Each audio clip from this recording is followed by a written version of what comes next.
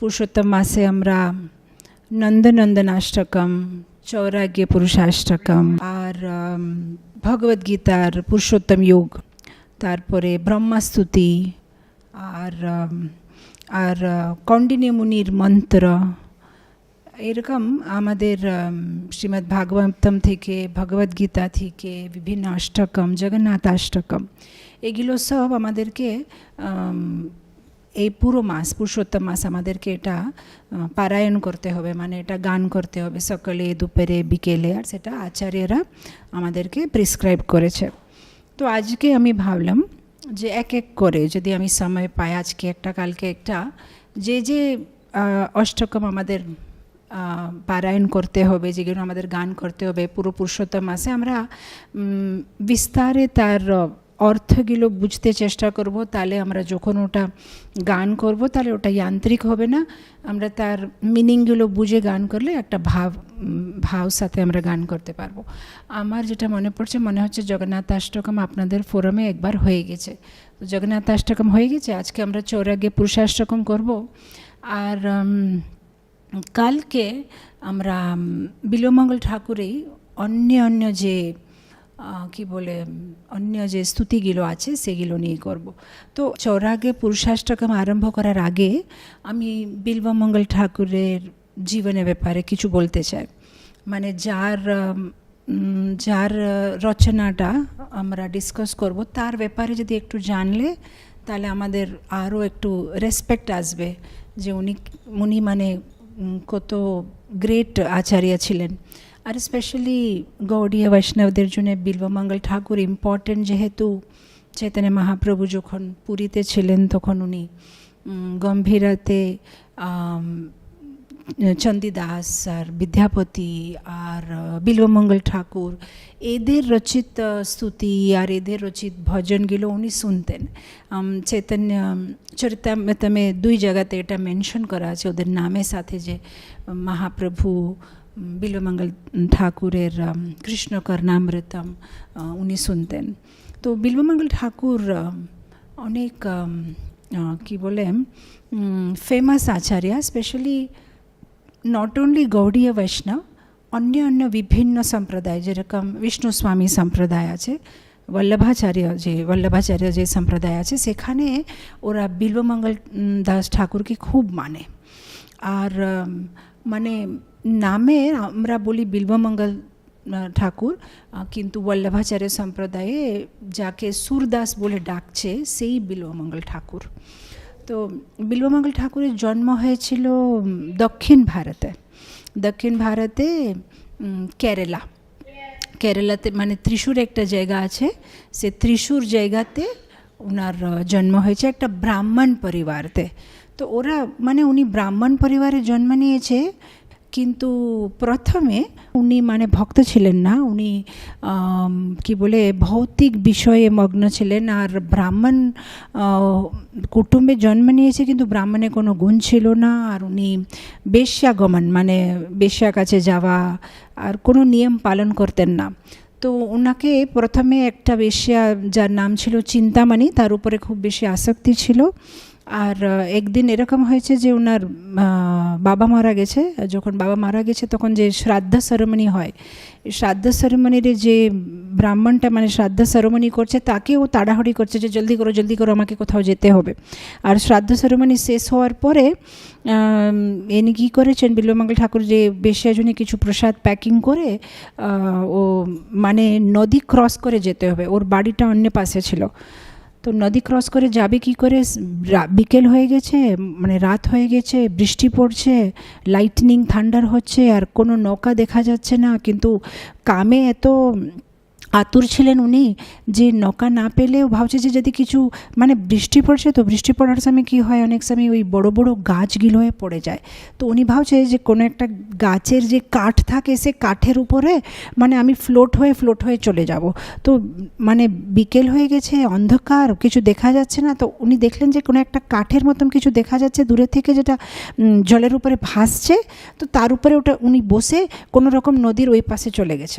নদীর ওই পাশে যাওয়ার পরে দেখছে যে চিন্তামণির 4 তলা বাড়ির দরওয়াজাটা খুলছে না, মানে ভিতর থেকে বন্ধ করা আছে। কেন চিন্তামণি ভাবলো যে আজকে তো ওনার বাবার শ্রাদ্ধ, তো উনি আর আসবেন না বলে উনি ঘুমিয়ে গেছে। আর ইনি মানে দরওয়াজা চেষ্টা করছে, হচ্ছে না। আর 4 তলা বাড়ি, তো উনি কী করেছেন, একটা দড়ি দেখেছে, তো একটা দড়ি আছে বলে দড়িটাকে ধরে ধরে ধরে কোনো রকম উপরে মানে চেপে ওই যে উইন্ডো থাকে, জানালা থাকে, সে জানালা থেকে ভিতরে ঢুকে গেছে।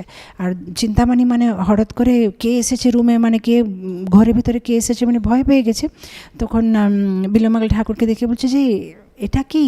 বলছে না না, আমি তোমার জন্য মানে কিছু নিয়ে আসলাম, আমি অনেক কষ্ট করে তোমাকে দেখতে জন্য আসলাম। তখন চিন্তামণি রাগে বলছে যে আমার যে শরীরটা সেটা কি হাড় মাস রক্ত পস দিয়ে বানানো শরীরের উপরে আপনার এত বেশি আসক্তি আছে? যদি এর থেকে আধা আসক্তি যদি ভগবানের উপরে থাকতো তাহলে আপনি ভগবানের শুদ্ধ ভক্ত হয়ে যেতেন আর ভগবানকে পেয়ে যেতেন।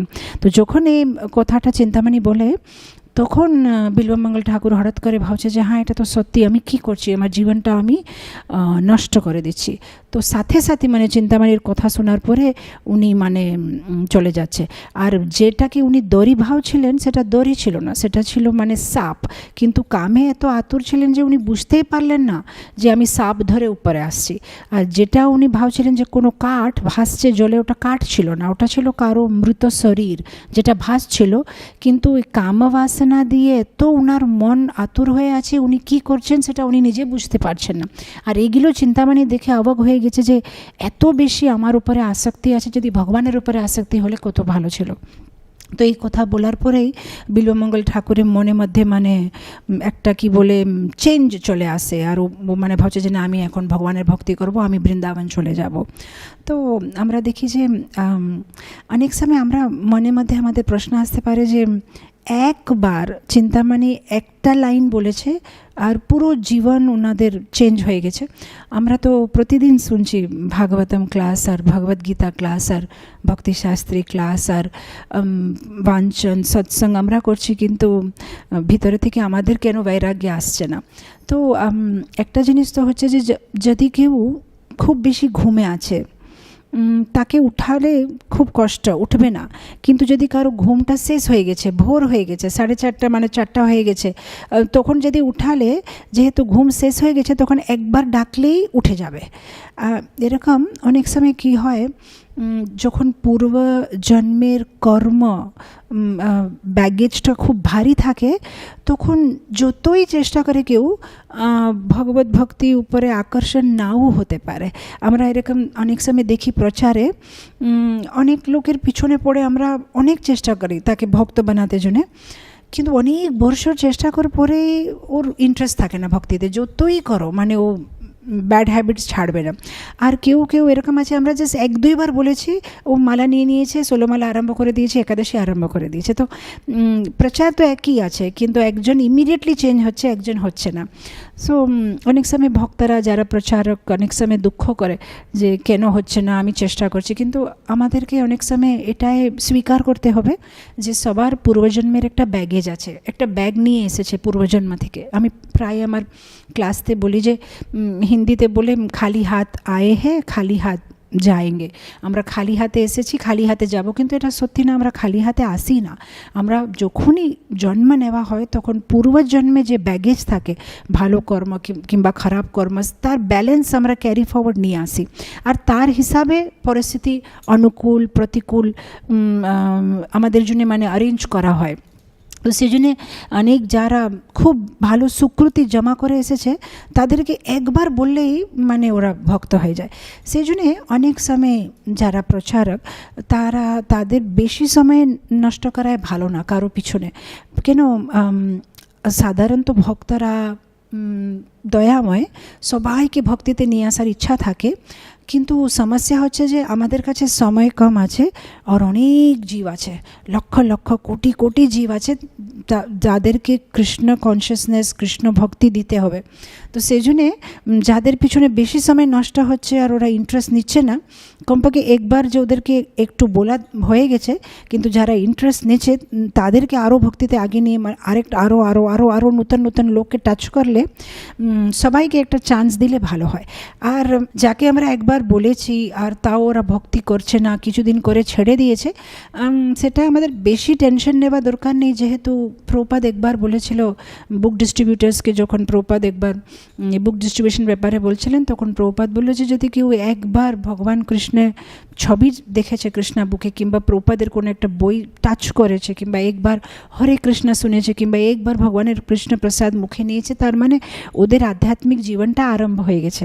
এখন এই জন্মে ওরা যদি নাও আগে बढ़তে পারবে, কিন্তু কমপক্ষে ওদের খাতা খুলে গেছে ব্যাংকে, এখন ধীরে ধীরে করে ওই ব্যাংকে খাতাতে পয়সা ভর্তি হবে। তো আমাদের এটা চিন্তা করা দরকার নেই, যত সম্ভব নতুন নতুন লোককে টাচ করলে আমরা জানি না কার ফলটা অলরেডি পেকে গেছে, মানে ওদের সুকৃতি মানে তেরি আছে, ওরা জাস্ট ওদেরকে একটু বললেই ওরা নিয়ে নেবে জপমালা, বললেই একটু মনে করালেই ওরা ভক্তিতে চলে আসবে। তো যত সম্ভব যত নতুন লোককে আমরা টাচ করতে পারি অত ভালো। এখানে আমরা দেখি যেহেতু বিল্বমঙ্গল ঠাকুরের সুকৃতি মানে অনেকটা, মানে উনি রেডি হয়ে গেছে মায়ার যে কি বলে পিসাচির কোলে, উনি মানে ঘুম থেকে অলরেডি মানে শেষ হয়ে গেছে, উঠে গেছে, একদম এক ডাকেই উঠে গেছে। তো যখন চিন্তামণি যেরকম মানে বলছে ওনাকে রাগ করে, উনি একদম ভাবছে যে না বাস আমি আর এই করবো না, আমি এখন আর বৃন্দাবন চলে যাব। তো না, এই পয়েন্টটা আমি কেন মেনশন করলাম, আমাকে একবার একটা ভক্ত ডাউট জিজ্ঞেস করছিল যে মানে যদি কাউকে আমরা ভক্ত বানাতে পারছি না, তার মানে আমাদের ভিতরে কিছু দোষ আছে নাকি? কেন প্রভুপাদ তো পিওর ডিভোটি, উনি ক্লাস দিলে সবাই ভক্ত হয়ে যাবে, আমরা চেষ্টা করছি কিন্তু আমাদের মধ্যে পিওরিটি নেই। সে একটা জিনিস আছে, এটা নিশ্চয় যে প্রভুপাদ হচ্ছেন শুদ্ধ ভক্ত, আমরা সবাই সাধারণ ভক্ত, আমরা চেষ্টা করছি, কিন্তু সবসময় এটা না যে আমাদের ফল্ট। অনেক সময় এরকমই হয় যে যারা শুনছে কিংবা যারা আছে তাদের এত পুণ্য নেই ভক্তি মার্গ ভক্তি জীবনের ব্যাপারে বুঝা জন্যে, সেজন্যে প্রতিবারে নিজেকে দোষ দিয়ে যদি যারা প্রচারক তারা ডিসঅ্যাপয়েন্ট হয়ে যাবে কিংবা ডিপ্রেস হয়ে যাবে যে আরে আমার দ্বারা হবে না, আমি কাউকে ভক্ত বানাতে পারছি না। প্রবলেমই হচ্ছে যে আমরা সবসময় রিজাল্ট অপেক্ষা করি, যে আমি চেষ্টা করেছি আমি যেন ফল পাই, কিন্তু প্রথম থেকে ভগবান আমাদেরকে বোঝাচ্ছে যে শুধু চেষ্টা তোমার হাতে আছে, ফল আমার হাতে আছে। তো ফল আসবে কি আসবে না সে বিচার, সে কল্পনাটা ছেড়ে দিয়ে আমি আমার 100% চেষ্টা করেছি, আমি মানে কিছু করি না, বাস সেটা মনে করে আগে চলে যেতে হবে। মানে হবে, যারা ভক্ত হবে হয়ে যাবে, যদি না হচ্ছে আমাদের চলতে থাকতে হবে। ডিসঅ্যাপয়েন্ট হয়ে আমি পারবো না সেরকম মনে করে বসতে নেই, কেন সবার সুকৃতি পূর্বকর্ম পুণ্যকর্ম উদয় যখন হবে তখন ওরা ভক্তিতে অ্যাট্রাক্ট হবে। আমাদের কাজটা একটাই আছে, জাস্ট ওদের কাছে নিয়ে যাওয়া, ওদেরকে দেখানো যে হ্যাঁ এটা আছে, তারপরে ওরা নেবে না নেবে ওদের একটা ইন্ডিপেন্ডেন্স আছে। যেহেতু ভগবান সবাইকে স্বতন্ত্রতা দিয়েছে, আমরা কাউকে জোর করে ভক্তিতে নিয়ে আসতে পারবো না, আমরা জাস্ট ওদেরকে ভক্তির ছাঁটা দিতে পারবো, বাকি ওরা ওদের কোয়ালিফিকেশনের অনুসারে ওরা গ্রহণ করবে কিংবা ছেড়ে দেবে।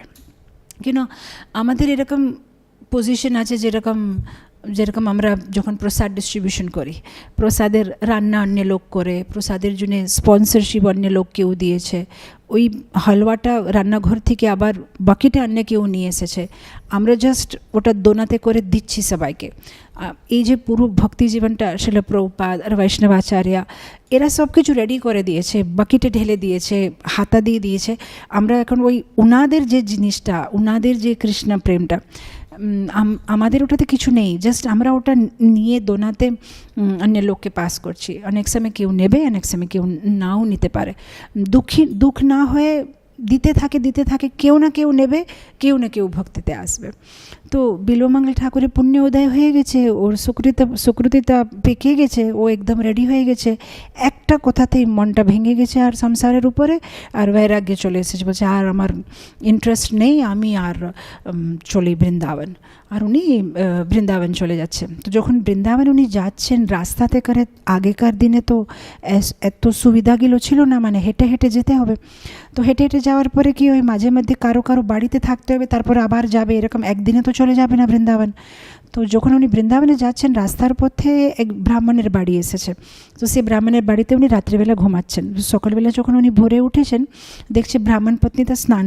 তখনকার দিনে যে বাথরুমগুলো ছিল না, তো মেয়েরা মানে পুকুরে গিয়ে স্নান করবে, তো পুকুরে ওরা ভোরবেলা স্নান করবে, মানে আরও কোনো পুরুষের আসার আগে ওদের স্নান টান করে নিতে হবে। তো ভোরবেলা স্নান করে উনি যখন মানে ফিরে বাড়িতে আসছে, তো অনেক বেশি লম্বা করে চুল আছে আর খুব দেখতে সুন্দর চুল। তো উনি মানে একটা কাপড় নিয়ে কি চুলটা মানে শুকনো করছে, আর সেই বিল্বমঙ্গল ঠাকুর মানে ঘরে থেকে বেরিয়েছে। আর ওনার এই সুন্দর কেশগুলো দেখে, সুন্দর এই দেখে মনটা খারাপ হয়ে যাচ্ছে যে এটা কত সুন্দরী দেখে, মানে মনটা আবার খারাপ হয়ে গেছে। তখন মনের মধ্যে ভাবছে যে আমার মনটা খারাপ হচ্ছে কিসের জন্য, এই চোখের জন্য খারাপ হচ্ছে কেন? চোখটা কোনো সুন্দর জিনিসকে দেখছে আর তারপরে কাম বাসনা উৎপন্ন হচ্ছে, আমাকে এই চোখটা লাগবে না। তো উনি কী করছেন, ও মহিলার কাছে গিয়ে বলছে, মা এই মহিলাদের একটা কি পিন থাকে যেটা দিয়ে মানে কি চুলটাকে ঠিক করে বসায়, বলছে মা আপনার যে চুলের যে পিনটা আছে সেটা কি আপনি আমাকে দেবেন? ও বুঝতে পারছে না কিসের জন্য লাগবে, ও সাথে সাথে বার করে দিয়ে দিয়েছে পিনটা। তো সেই পিনটা মানে একটা শার্প থাকে, সে দুটো পিনটা নিয়ে বিল্বমঙ্গল ঠাকুর কী করেছে, ওনার চোখের ভিতরে দিয়ে দুটো চোখ ফুঁড়ে নিয়েছে। আর মহিলাটা মানে চিৎকার করছে জোরে, এটা কি করেছেন আপনি? আর পুরো রক্ত বেরিয়ে যাচ্ছে। তো বলছে না এই চোখগুলো লাগবে না, কেন এই চোখগুলো দিয়েই কামবাসনা উৎপন্ন হচ্ছে, কোনো জিনিস দেখার ইচ্ছা হচ্ছে, আমাকে চোখ লাগবে না, চোখে করবো কি? তো এরকম মানে উনি এত মহান ভক্ত ছিলেন যে একবার যে কৃষ্ণপথে লেগে গেছে যে কৃষ্ণ ছাড়া আমার আর কিছু লাগবে না, কৃষ্ণ তো আমার অন্তরে আছে, তো আমি আরে চোখের কি করব? তো তারপরে উনি মানে এ করে বৃন্দাবন চলতে থাকছে, মানে যেতে থাকছে। আর শেষে যখন বৃন্দাবনে চলে এসেছে, বৃন্দাবনে যেখানে ব্রহ্মকুণ্ড আছে সে তার পাশে একটা গাছের নিচে উনি গিয়ে বিশ্রাম করছিলেন। আর ভগবান যখন দেখেছে যে বিল্বমঙ্গল ঠাকুরের এত ভক্তি, মানে ভক্তি থেকে বেশি আমি বলবো দৃঢ় নিশ্চয়, ভক্তি তো পরে আসে, আগে আরম্ভ হয় নিশ্চয় থেকে। যে মাধুরী কদম্বিনীতে যেভাবে বলা হচ্ছে যে আগে যে আমাদের ভজন ক্রিয়া আছে, যে সাধু সঙ্গ আছে, শ্রদ্ধা থেকে আরম্ভ হয়ে ধীরে ধীরে ধীরে, তো একটা যখন ভক্ত একটা সংকল্প নিয়ে নেয়, একটা দৃঢ় নিশ্চয় যখন করে নেয় যে হ্যাঁ আমি ভক্তি করব, আমাকে কৃষ্ণ ছাড়া আর কেউ লাগবে না, যখন একবার কেউ এই দৃঢ় নিশ্চয় করে তারপরে ভগবান কন্ট্রোল নিয়ে নেবে। ও একটাই ডিফিকাল্ট হচ্ছে যে যেরকম হাতে যদি 2-4টা জিনিস আছে তাহলে ভগবান হাতটা ধরতে পারবে না, কিন্তু হাতে জিনিসগুলো যদি নিচে ফেলে দিলাম আর হাতটা খালি করে দিলাম তাহলে ভগবান ও টেনে নিয়ে চলে যাবে। সো ভক্তি জীবনে ডিট্যাচমেন্ট আর অ্যাটাচমেন্ট দুটোই লাগবে। ভৌতিক জিনিস ছেড়ে দেওয়া, আধ্যাত্মিক জিনিস স্বীকার করা। অনেক সময় আমরা কি করি, আধ্যাত্মিক জীবন স্বীকার করি কিন্তু ভৌতিক আশা কিংবা ভৌতিক কাম বাসনা ছাড়তে পারি না, সেজনের জীবনটা পুরো মেস হয়ে যায়, না এখানে সুখ পায় না এখানে সুখ পায়, পুরো মেস হয়ে যায়। কিন্তু যদি এটা ছেড়ে দিতে পারি তাহলে খুব ক্ল্যারিটি চলে আসে।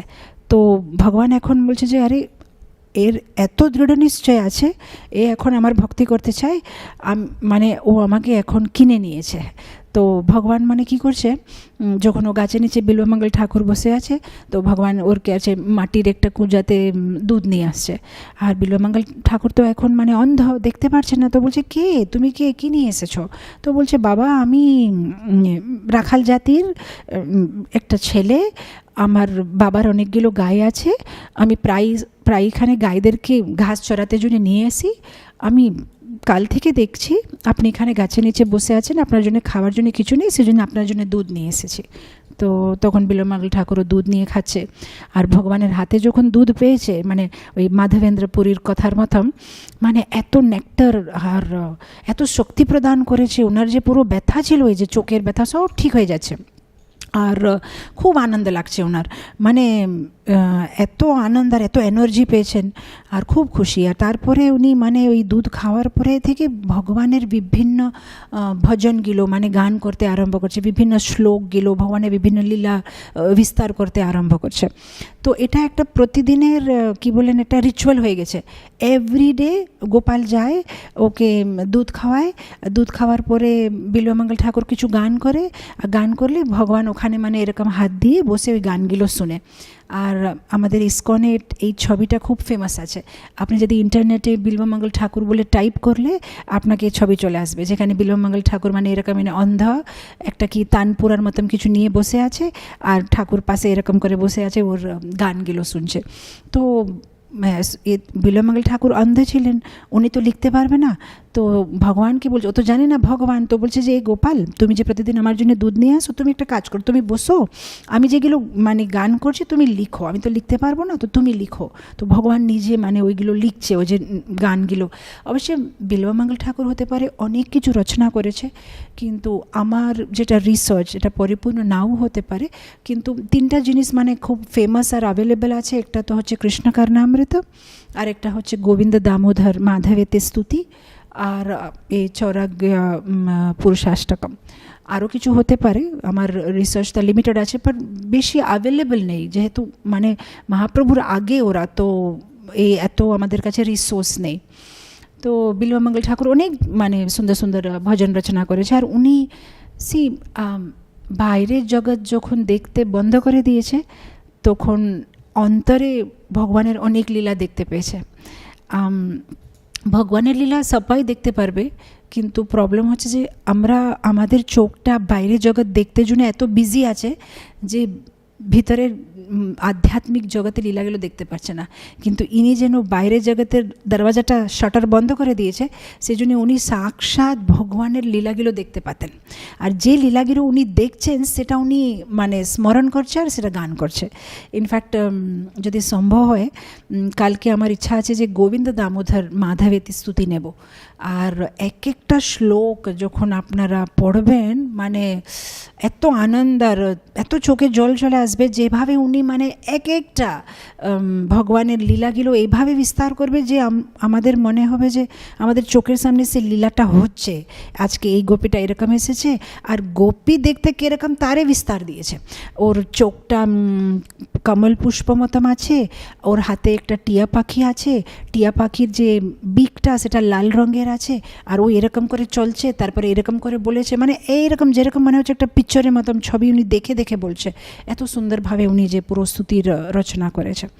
তো তারপরে বিল্বমঙ্গল ঠাকুরের খুব আনন্দ লাগছে। তারপরে একদিন কি হয়েছে, ভগবান তো দিনে একবার এসে দুধ দিয়ে চলে যাচ্ছে, একদিন উনি গান করতে করতে করতে মানে চলে যাচ্ছিল, আর বৃন্দাবন তো মানে একটা জঙ্গলের মতন, আর তখনকার দিনে তো আরও জঙ্গল ছিল, এখন তো অনেকটা মানে বিল্ডিং টিল্ডিং আছে।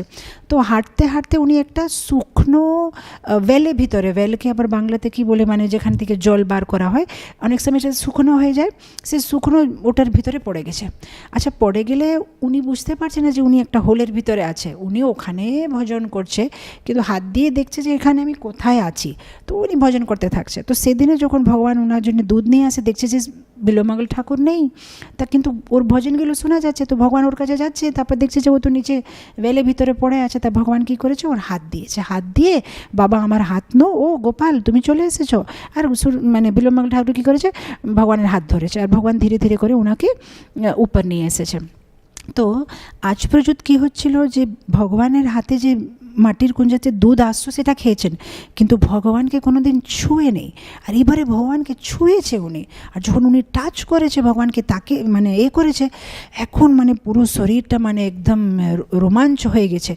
আর উনি বলছেন তুমি কৃষ্ণ, আমি বুঝে গেছি তুমি কে, আমি বুঝে গেছি। আর যখন বিল্বমঙ্গল ঠাকুর বলছে তুমি কে, আমি বুঝে গেছি, ভগবান কী করেছে, সাথে সাথে ওর হাতটা ছেড়ে চলে যাচ্ছে। আর যখন হাতটা ছেড়ে চলে যাচ্ছে, তখন উনি তো বুড়ো, তাও চেষ্টা করছে একটু ছুটতে, কিন্তু ছুটলে যাবে কোথায়, দেখতে তো পারছে না কোথায় গেছে, অন্ধ। তখন উনি একটা খুব সুন্দর একটা গান মানে একটা কিছু একটা শ্লোকের সৃষ্টি করছেন। উনি বলছেন, हाथ छुड़ाई के जई रहो हो, हृदय से जाओ तो मानू, हृदय से जाओ तो मानू। এটা অনেক ভার্সন আছে, মানে লোকাল ব্রজবাসী ভার্সন আছে, আবার সংস্কৃতের আছে, ব্রজ ভাষাতে আছে, কিন্তু মূল মিনিংটা হচ্ছে যেখানে সুরদাস বলছে, বিল্বমঙ্গল ঠাকুর ভগবানকে বলছে, আচ্ছা আমি বুড়ো আছি বলে অন্ধা আছি বলে, তোমার পিছনে ছুটতে পারবো না বলে, আমার হাত ছুড়ায় আমার হাতটা ছেড়ে তুমি পালিয়ে গেছো, ওকে, কোনো অসুবিধা নেই, যাও যেখানে যাবে, কিন্তু আমার হৃদয়ে তোমাকে যে বন্ধন করে রেখেছি সেখান থেকে কিন্তু তুমি যেতে পারবে না। যেহেতু আমি তোমার পিছনে ছুটতে পারছি না, আমাকে ছেড়ে চলে গেলে, কিন্তু হৃদয়ের ভিতরে তোমাকে যে আমি রেখেছি বন্দি করে, তুমি সেখান থেকে যেতে পারবে না। তো আজকে যে চৈরাগ্য পুরুষাষ্টকম আমরা চর্চা করব, তার ভিতরে এই রকমই শ্লোকগুলো অনেক আছে। সেখানে উনি বলছেন যে তুমি আমার হৃদয় মন্দিরের ভিতরে আছো, আর এখান থেকে তুমি কোথাও যেতে পারবে না। আর বিল্বমঙ্গল ঠাকুরের পূর্বজন্ম খুব ইন্টারেস্টিং আছে। সেটা আমি হিজ হোলিনেস মহানিধি স্বামীর কাছে থেকে শুনেছিলাম যে বিল্বমঙ্গল ঠাকুর ওনার পূর্বজন্মতে একটা সন্ন্যাসী ছিলেন, খুব ভালো সন্ন্যাসী, খুব ভালো ভক্ত। আর ওনার এত আসক্তি ছিল ভক্তদেরকে প্রসাদ খাওয়ানো, মানে ওনার একটাই কাজ, ভাগবত সপ্তাহ করবে আর যারা আসবে তাদেরকে প্রসাদ খাওয়াবে, দুটো জিনিসই। তো ওটার জন্য তো পয়সা লাগবে। তো একবার এরকম হয়েছে, ভাগবত সপ্তাহ হয়ে গেছে কিন্তু প্রসাদ খাওয়াতে জন্যে পয়সা নেই। তো উনি মানে ঘুরে বেড়াচ্ছে যে কোথায় কার থেকে দান পাবো, কার থেকে পয়সা নেব। তখন ঘুরতে ঘুরতে শ্মশানের দিকে চলে যাচ্ছে। যখন শ্মশানের দিকে যায়, উনি কি দেখছেন, একটা রাজকুমারী মারা গেছে। ও রাজকুমারী মারা গেছে, তো মানে রাজকুমারী ওটায় ওর বিয়ে হয় না, 18 বছরে সুন্দর। তো সেই জন্য ওরা কী করেছে, যেহেতু উনি রাজকুমারী, ওনাকে ভালোভাবে সাজিয়েছে পুরো আভূষণ দিয়ে। আর ওনার মৃত শরীরটাকে মানে এরকম করে 4 জন করে নিয়ে যাচ্ছে, আর পুরো মানে রাজার সবাই মানে ওনাকে শ্মশানে নিয়ে যাচ্ছে। তো ওনার এই সন্ন্যাসীর মানে মনের ভিতরে একটাই আসলো যে আমি কি করব, এই রাজকুমারীর সব আভরণগুলো নিয়ে নেব আর এটা বিক্রি করে আমি প্রসাদ খাওয়াবো। তো উনি মানে ওয়েট করে আছে যে সবাই যখন চলে যাবে ওকে সমাধি দিয়ে, তখন আমি নিয়ে নেব। তো যখন ওকে সবাই মানে সমাধি করে চলে যায় রাজার সৈনিকগুলো, তখন উনি মানে কি করছে, এই মৃত শরীরের উপরে যেগুলো আছে আভরণ সোনা টোনা আছে সব বার করতে আরম্ভ করছে। যখন বার করছে তখন রাজকুমারী কথা বলছে। এখন রাজকুমারী মরে গেছে, কিন্তু অনেক সময় কি হয়, মরে যাওয়ার পরেও কিছুদিন আত্মাটা শরীরের কাছে কাছে ঘুরতে থাকে, যেহেতু শরীরের উপরে খুব আসক্তি থাকে, সে শরীরটাকে তাড়াতাড়ি ছেড়ে যেতে পারে না। সেই জন্য তো আমাদের বৈদিক কালচারে ভাগবত সপ্তাহ করা যায়, যে মানে এই যে 7 দিন সপ্তাহ করে ভগবানের নাম শুনিয়ে ভগবানের কথা শোনালে সে জীবটা মুক্তি পাবে, কিংবা যে জীবটা সে শরীরের উপরে আসক্তিটা ছাড়বে। তো রাজকুমারী বলছে যে দেখো, তুমি আমার এই আভরণগুলো টাচ করবে না, আমার ওটার উপরে খুব আসক্তি আছে, তোমার কি লাগবে, তুমি ভক্তদের খাওয়াতে চাও, তোমার পয়সা লাগবে, আমি সেই অ্যারেঞ্জমেন্টটা করব। তুমি একটা কাজ করো, আমার বাবার কাছে যাও আর বলো যে এই কথাটা আমি বলেছি, আমি যে রাত্রেবেলা যেখানে ঘুমাই আমার বিছানার নিচে আমি কিছু লুকিয়ে রেখেছি, একটা ডাব্বার ভিতরে অনেক কিছু মানে ধন টন লুকিয়ে রেখেছি, আমার আভরণগুলো সব রেখেছি, তুমি সেগুলো নিতে পারো, তুমি আমার বাবার কাছে পারমিশন নিয়ে নাও, কিন্তু আমি যেটা এখন পরে আছি এগুলো আমার ফেভারেট, এগুলো তুমি ছুবে না। তো এই খুব খুশি হয়ে গেছে, সাথে সাথে রাজা কাছে গিয়েছে যে আপনার মেয়েটা আমাকে এরকম সন্দেশ দিয়েছে। ওরা আগে তো বিশ্বাস করলো না, তারপরে যখন রাজকুমারীর রুমের ভিতরে গিয়েছে, ঘরের ভিতরে, তখন দেখছে হ্যাঁ এই যেটা বলছে সেটা সত্যি, রাজকুমারী বিছানা নিচে কেউ জানতো না, শুধু রাজকুমারী জানে। তখন রাজা বলছে ঠিক আছে, ভালো কাজের আমার ধন লাগবে, আপনি নিয়ে চলে যান। এই ধনটা নিয়ে চলে গেছে, কিন্তু এর একটু কী বলে, আরও একটু কী বলে গ্রিড, মানে আরও একটু এসেছে যে না না, এতটুকু আমার যথেষ্ট হবে না, এটা তো কিছুদিনে শেষ হয়ে যাবে, আমার আরও লাগবে। তো ও কী করেছে, এই যেটা ছিল সেটা খরচা করে ফেলেছে, আর আবার গিয়েছে রাজকুমারীর যে মানে কি বলে হীরার হার ছিল, হীরার হার সেটাও তুলে নিয়েছে। যখন এইবারে আবার তুলেছে, তখন ওই রাজকুমারী বলছে যে আমি তোমাকে শ্রাপ দিচ্ছি, তোমাকে বলার পরে যে তুমি বারবার আমার কাছে আসছো আমার জিনিসটা নিতে, পরের জন্মে তুমি এরকম একটা জন্ম পাবে যেখানে তুমি স্ত্রীদের সাথে আসক্ত হয়ে থাকবে। তোমার যে আমার উপরে আসক্তি, এটাই মানে ও এরকম করে বলছে যে বারবার আসছো, তোমাকে বলার পরে আবার আমার শরীর থেকে তুমি এগুলো নিচ্ছ, তুমি এবারে এরকম একটা জন্ম পাবে যেখানে তুমি স্ত্রীর সাথে আসক্ত হয়ে থাকবে। তো এরকম করে যখন শ্রাপ দিয়ে দিচ্ছে, উনি ছিলেন ভালো ভক্ত আর ভালো করতে জন্যই গিয়েছে, কিন্তু অনেক সময় আমাদের একটা কেয়ারফুল থাকতে হবে, বেশি মানে কোন লাইনটা ক্রস করতে হবে কোন লাইনটা ক্রস করতে নেই। তো উনি মানে শ্রাপ পেয়েছেন বলে যখন এইবারে উনি ব্রাহ্মণের জন্ম পেয়েছে, তখন এইবারে ও বেশ্যাগমন করা মানে এই অন্যভাবে গেছে।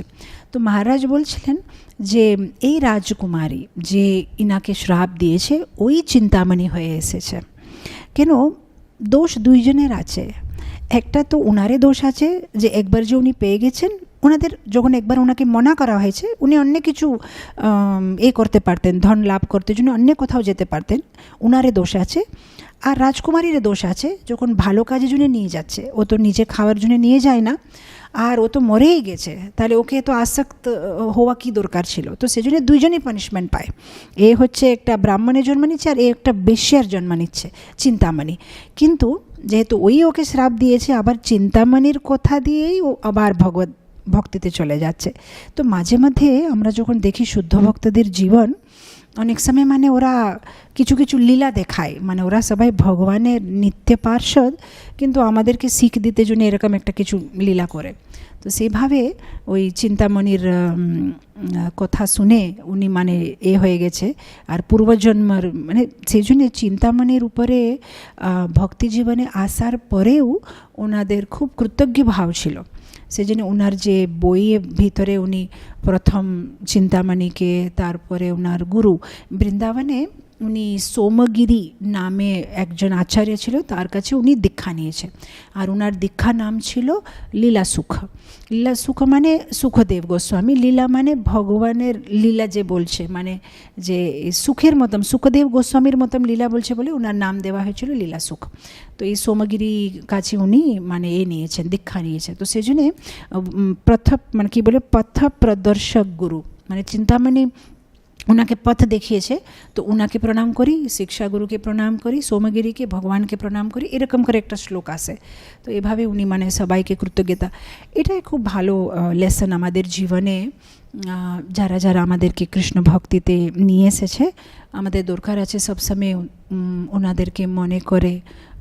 সে অনেক সময় এরকম হয়, আমাকে ভক্তরা জিজ্ঞেস করে যে আমাদেরকে কৃষ্ণ ভক্তিতে নিয়ে এসেছে, অনেক সময় এরকম হয়। আমার ইস্কনে তো আমরা অনেকবার এরকম ঘটনাগুলো দেখি যে যে নিয়ে এসেছে সেই অনেক সময় হতে পারে পথভ্রষ্ট হয়ে গেছে, কিংবা উনি মানে আর ইস্কনে নেই, কিংবা উনি ভক্তিতে নেই, কিংবা অনেক সময় এরকম হয় যে আমরা অন্য কোথাও চলে গেছি, এখন অন্য কাউকে শিক্ষাগুরু ভাবে আমরা ইনস্ট্রাকশন নিচ্ছি, কোনো অসুবিধা নেই। কিন্তু যারা আমাদেরকে নিয়ে এসেছে তাদেরকে মনে আমাদের একটা কি বলে মনে প্রণাম করা, মনে কৃতজ্ঞ ভাব অর্পণ করা দরকার আছে, এটা একটা এটিকেট।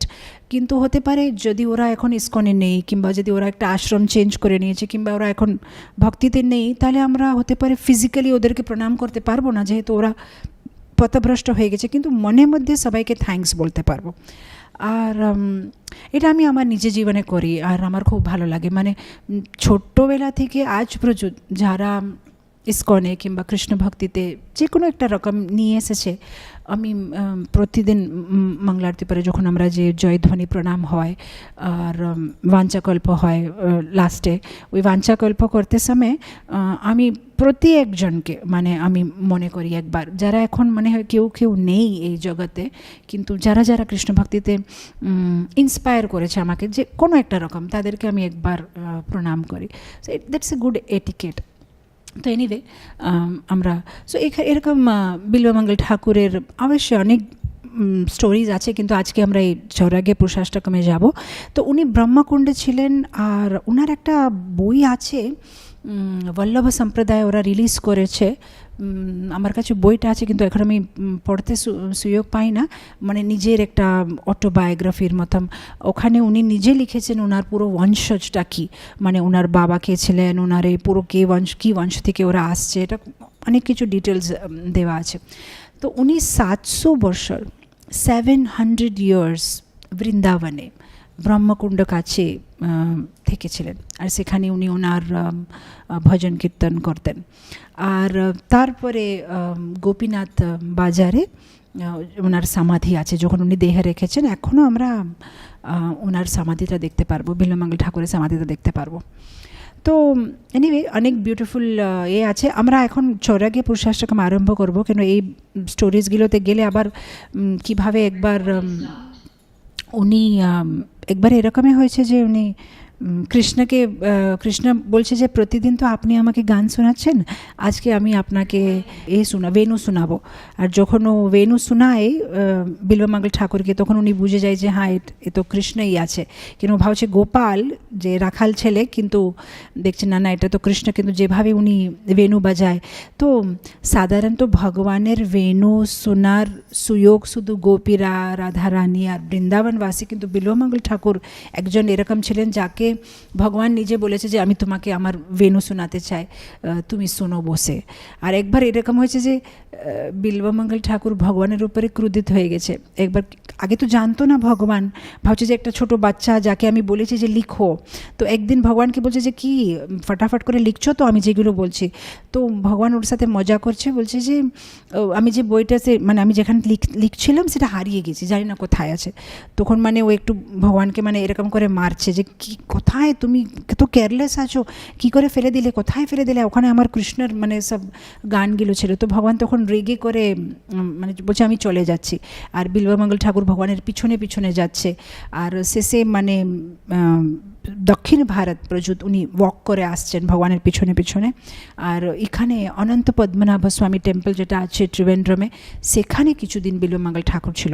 এরকম বিভিন্ন অনেকগুলো স্টোরি আছে, উনি কোথায় কোথায় ভ্রমণ করেছেন, দ্বারকা গিয়েছিলেন, এখানে সেখানে, আর কোথায় কোথায় উনি কত সুন্দর সুন্দর। ইনফ্যাক্ট দ্বারকাতে একটা ইনসিডেন্ট আছে কীভাবে বিল্বমঙ্গল ঠাকুরের অন্ধে ছিলেন, কিন্তু প্রতিদিন দ্বারকাতে যখন ভগবানের দর্শনার্থী হবে, দর্শনটা ওপেন হবে, উনি সাথে সাথে মানে যদি আজকে লাল রঙের পোশাক পরেছে, তাহলে মানে লাল রঙের পোশাকের উপরে একটা কবিতা বলবে যে আজকে তুমি কত সুন্দর লাগছো, লাল রঙের পোশাক পরেছো, তুমি আজকে মাথাতে এরকম দিয়েছো। তো ওখানে যে পূজারি, তার ডাউট এসেছে যে এ সত্যি অন্ধ না, কিন্তু এ কী করে দেখতে পারছে যে আজকে লাল কালার পোশাক পরেছে। তো ওর মানে ভাবছে যে আমি একবার ওকে টেস্ট করব, মানে হচ্ছে কেউ ওকে বলে দিচ্ছে না কি কানে করে, না কি করে জানছে ও যে আজকে লাল রঙের পোশাক পরেছে। তো একবার কী করেছে, ও ভগবানকে কিছু পোশাক পরাই না, ও এমনি মানে দর্শনার্থীতে খুলে দিয়েছে যে দেখি আজকে কি বলবে, মানে হচ্ছে কিছু গেসিং করে বলে দিচ্ছে যে আজকে লাল বলবো, পরশু দিন ইয়েলো বলবো, আর এমনি মানে কোইন্সিডেন্স এটা হয়ে যাচ্ছে।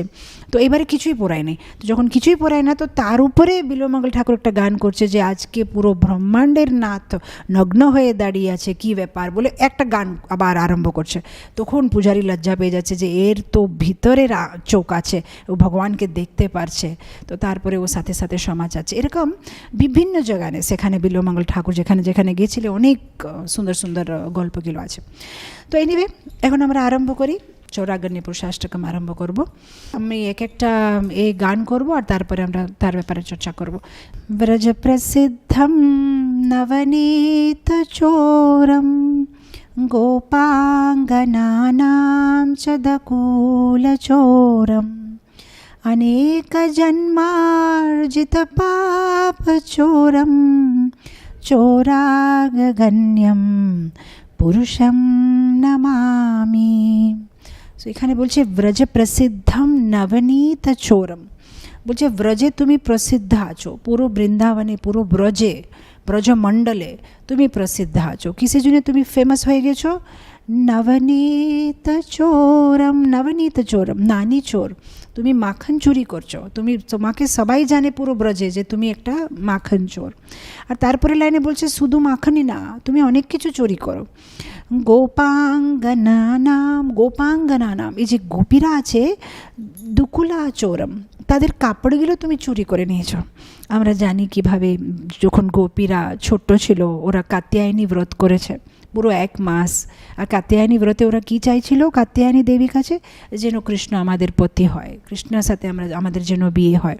ভগবান ওদের সবার ইচ্ছা পূর্তি করতে জন্য শেষে দিনে যখন ওরা ভোরবেলা যমুনাতে ঠান্ডা ঠান্ডা জলে স্নান করছে, তখন ভগবান ওদের সব কাপড়গুলো চুরি করে গাছের উপরে বসে গেছে, একটা শাখার উপরে, বলছে আমি তোমাদের কাপড়টা দেব না। তো সেটা বিল্বমঙ্গল ঠাকুর মনে মনে করে বলছে যে আরে তুমি শুধু নানি চোর না, আরে ছোটোবেলা তো নানি চোর করতে, একটু বড় হওয়ার পরে কাপড়গুলো চুরি করেছো গোপীদের। আর তারপরে বলছে অনেক জন্মার্জিত পাপ চোরম, অনেক জন্ম থেকে জীব অনেক পাপ করে রয়েছে, অনেক পাপ করেছে, অনেক জন্মার্জিত পাপ চোরম, কিন্তু তুমি কি করছো, ইমিডিয়েটলি ওদের পাপটাই চুরি করে নিচ্ছ। তো ব্রজে মাখন চুরি করেছো, গোপিকাদের কাপড় চুরি করেছো, আর ভক্তদের পাপ চুরি করেছো।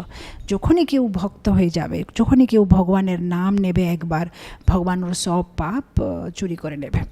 আমরা দেখি অজামিলে বৃত্তান্তে একবার নারায়ণের নাম বলেছে, ভগবান ওকে ভগবত ধাম নিয়ে গেছে। একবার কেউ ভগবানকে মনে করলে, ওই ও আজামিলের সন্দর্ভে এই যে শ্লোক আসছে, সংকেত্যম পারিহাস্যম বা স্তোভম হেলনম এব বা বৈকুণ্ঠ নাম গ্রহণম অশেষ আঘাহরম বিধু। এই 6th ক্যান্টোতে আছে এই শ্লোকটা, বলছে সংকেত্যম, জাস্ট এমনি যদি কেউ ভুল করে, মানে কিংবা কাউকে কিছু বলতে বলতে ভগবানের নাম বেরিয়ে যাবে মুখে থেকে, তাও ভগবান বলবে হ্যাঁ আমার নাম নিয়েছে, আমার নাম নিয়েছে, আমার নাম নিয়েছে। যদি এমনি কারো কোনো রাস্তা, রামনগর কিংবা সীতানগর, জাস্ট এমনি কেউ বলে দেবে হ্যাঁ রামনগর এইভাবে যেতে হবে, তাও ভগবান বলবে না না রামনগরের কথা না, রাম বলেছে না, আমার নাম বলেছে, বাস কৃষ্ণনগর, কৃষ্ণপুর, আমাদের কৃষ্ণনগর নবদ্বীপ কাছে, বাস এটা ভগবানের নাম নিয়ে নিয়েছে। সংকেতেম পারিহাস্যম, কেউ জাস্ট এমনি হাসে বলছে হ্যাঁ এই হরে কৃষ্ণরা সবসময় হরে কৃষ্ণ করতে থাকে, কিংবা মজাক উড়াচ্ছে, তাও ভগবান বলবে হ্যাঁ আমার নাম নিয়েছে। সংকেত্যম পারিহাস্যম বা স্তোভম হেলনম এবচ। স্তোভম স্তোভম মানে যেরকম অনেক সময় কোনো প্রফেশনাল সিঙ্গার্স থাকে, ওদের বেশি ভক্তি কিছু না, কিন্তু এমনি যে মানে গান করে, কিছু একটা ভগবানের গান করলো, তাহলে ভগবান বলবে যে হ্যাঁ আমার নাম নিয়েছে। কিংবা হেলনম, কেউ মানে রেগে বলতেছে হ্যাঁ মানে ওকে হরে কৃষ্ণা, মানে তাও বললে, কিংবা ক্রোধে বলছে, তাও ভগবান বলবে হ্যাঁ আমার নাম নিয়েছে। তো বৈকুণ্ঠ নাম গ্রহণম, যে ভগবানের নাম নেবে তখন কি হবে, অশেষ পাপ, অঘা মানে পাপ, যে অঘাসুর আমরা বলি, যে মানে অঘাসুর মানে যে পাপের ভর্তি ছিল সে অঘাসুর, এরকম অঘা মানে পাপ। তো বলছে অশেষ অঘা হরম, হরম ভগবান নিয়ে নেবে, যতই আমরা পাপ করেছি নিয়ে নেবে ভগবান। আর কে বলছে এটা, বলছে আমি এর বলছি না, এটা যমরাজ বলছে, বিদু, বড় বড় মহান স্কলার বিদ্বান তারা বলছে, এটা আমি কোনো রচনা করে বলছি না, এরকম করে বলছে। তো এটা এখানে বিল্বমঙ্গল ঠাকুর মানে ছোট্ট জিনিস বলেছে কবিতার রূপে, কিন্তু তার কত বড় মিনিং আছে, যে একবার যদি কেউ ভগবানের নাম নিয়েছে, ভগবান ওর সব পাপগুলো চুরি করে নেবে। আর ভগবান এত দয়ালু, আমার একটা গল্প মনে পড়ছে, শ্রীনাথজি ভগবান, আপনারা যদি গিয়েছেন কি না, উদয়পুরে আছে, আপনাকে জয়পুর থেকে 50 কিলোমিটার দূর মাধবেন্দ্র পুরীর যে বিগ্রহ, যে আগে গোবর্ধন উপরে ছিল, তারপরে এই যে মুসলিম রাজাদের থেকে বাঁচাতে জন্য এই জয়পুরের রাজা গেল, তাদেরকে মানে যে বিগ্রহকে নিয়ে গেছে, আর ও বিগ্রহ এখনও উদয়পুরে আছে। মানে গুজরাতিরা তো মানে 100% যাবে, সেই জায়গাটাকে বলে শ্রীনাথজি ভগবান। সেখানে ভগবান মানে গিরিরাজ গোবর্ধন ধরে আছে হাতে, এরকম মুদ্রাতে দাঁড়িয়ে আছে। তো একবার কি হয়েছে, শ্রীনাথজি মন্দির যদি আপনারা কোনোবার যাবেন, আপনি দেখবেন শ্রীনাথজি মন্দিরে ভগবানের পূজাটা খুব রয়্যালি হয়। মানে ওনাদেরকে যে অলঙ্কারটা পরানো হয় সেটা আর্টিফিশিয়াল না, সব কিছু রিয়েল গোল্ড, রিয়েল ডায়মন্ড, সব কিছু মানে খুব ভারী অলঙ্কার হয় ভগবানের। আর ওখানে প্রসাদটা পুরো ঘিতে বানানো হয়। আর কীরকম ওখানে ঘিয়ের কুয়া আছে, এখন বাংলাতে কুয়া বলে কিনা, যেরকম জলের কুয়া থাকে যেখান থেকে জল বার করা হয়, ওখানে ঘিয়ের কুয়া আছে। মানে এত ঘিয়ের দান করে সবাই, যে যারা ঘিয়ে দান করতে চায় সে ঘিয়ের কুয়াতে ঢেলে দিলে হবে, এরকম 4-5টা ঘিয়ের কুয়া আছে। তো যখনই পূজারীরা যদি ভগবানের জন্য কিছু বানাতে চায়, ওরা মানে বাকিটে করে এরকম করে ঘি বার করবে কুয়া থেকে, এত বড় বড় কুয়া আছে ঘিয়ের। তো খুব ধনী মন্দির, আর ভগবানকে খুব সুন্দরভাবে সাজায়। তো একবার একটা চোরকে মনে হলো যে রাত্রেবেলা যখন সবাই মন্দিরটা বন্ধ করে দেবে, আমি সব ভগবানের সোনা টোনা সব চুরি করে আমি চলে যাব। তো রাত্রেবেলা যখন সবাই মানে মন্দির থেকে পূজারীরা চলে গেছে, ভগবান একটু উঁচুতে আছে, মানে অল্টার একটু উঁচুতে আছে। তো এ কোনো রকম কষ্ট করে উপরে চড়ে গেছে, আর ভগবানের যেইগুলো মানে নুপুর আছে, হাতের কঙ্গন আছে, সব কিছু বার করছে, এখান থেকে হার আছে। কিন্তু তারপরে দেখলো যে ভগবানের যে মুকুট আছে তার উপরে এত বড় হীরা আছে। তখন ও কী করেছে, সাথে সাথে ভগবানের এখানে উপরে শোল্ডার্স উপরে চড়ে গেছে, আর চড়ে এখানে বসে বসেও এটা বার করতে চেষ্টা করছে। আর তখন দেখছি ভগবানের শ্রী বিগ্রহ থেকে মানে হাসির আওয়াজ আসছে। তো এই ভাবছে ভগবান হাসছে, কে হাসছে এখানে, কেউ ঢুকে গেছে নাকি, কোনো পুলিশ আছে নাকি, তো বুঝতে পারছে না কে হাসছে। ভগবান যখন জোরে জোরে হাসছে তখন ভগবান ওকে বলছে না না এটা আমার আওয়াজ। তো বলছে আপনি হাসছেন কেন আমার উপরে? তো ভগবান বলছে না না আমি খুব খুশি। কেন খুশি? যে আজ পর্যন্ত ভক্তরা আমাকে ঘি দিয়েছে, অলঙ্কার আভরণ দিয়েছে, কাপড় দিয়েছে, ফুল দিয়েছে, দুধ দিয়েছে, দই দিয়েছে, কিন্তু একজন তুমি ভক্ত যে তুমি তোমার নিজের শরীরটাকে আমাকে দিয়ে দিয়েছো, অর্পণ করেছো, আমি খুব খুশি, সেজন্য আমি আনন্দে হাসছি। তো যখন ভগবান এইরকম কথা বলছে তখন এই চোরের মনটা খারাপ হয়ে যাচ্ছে যে আরে আমি ভগবানের জিনিসটা চুরি করছি, আর ভগবান বলছে যে তুমি নিজের শরীরটাকে আমাকে দিয়ে দিয়েছো, তুমি কত ভালো ভক্ত। তো ভগবান যখন এত দয়ালু, আমি এই পয়সা টয়সা নিয়ে কী করবো, আমাকে তো ভগবানের ভক্তি লাগবে। আর তারপরে থেকে ও ভক্ত হয়ে গেছে। আর কিছু বছর পর্যন্ত ও ভক্ত, মানে যখন পর্যন্ত বুড়ো হয়ে গেছে এই কাহিনিটা ও সবাইকে বলতো যে আমি কিভাবে একটা চোর ছিলাম, আর শ্রীনাথজি ভগবান আমার সাথে এরকম কথা বলেছে, তখন থেকে আমি ভক্ত হয়ে গেছে। তো এটা ভগবানের স্বভাব। অনেক জন্মার জিত পাপ চোরম, একবার কেউ ভগবানের নাম বললে ভগবান সব পাপগুলো নিয়ে নেবে। পরে শ্লোকে চলে যাব। শ্রীরাধিকায়া হৃদয়স্য চোরম নবম বুধাশ্যামলকান্তিচোরম পাদাশ্রিতানাম চ সমস্তচোরম চোরাগ্রগণ্যম পুরুষম নমামি। বলছে শ্রী রাধিকায়া হৃদয়স্য চোরম।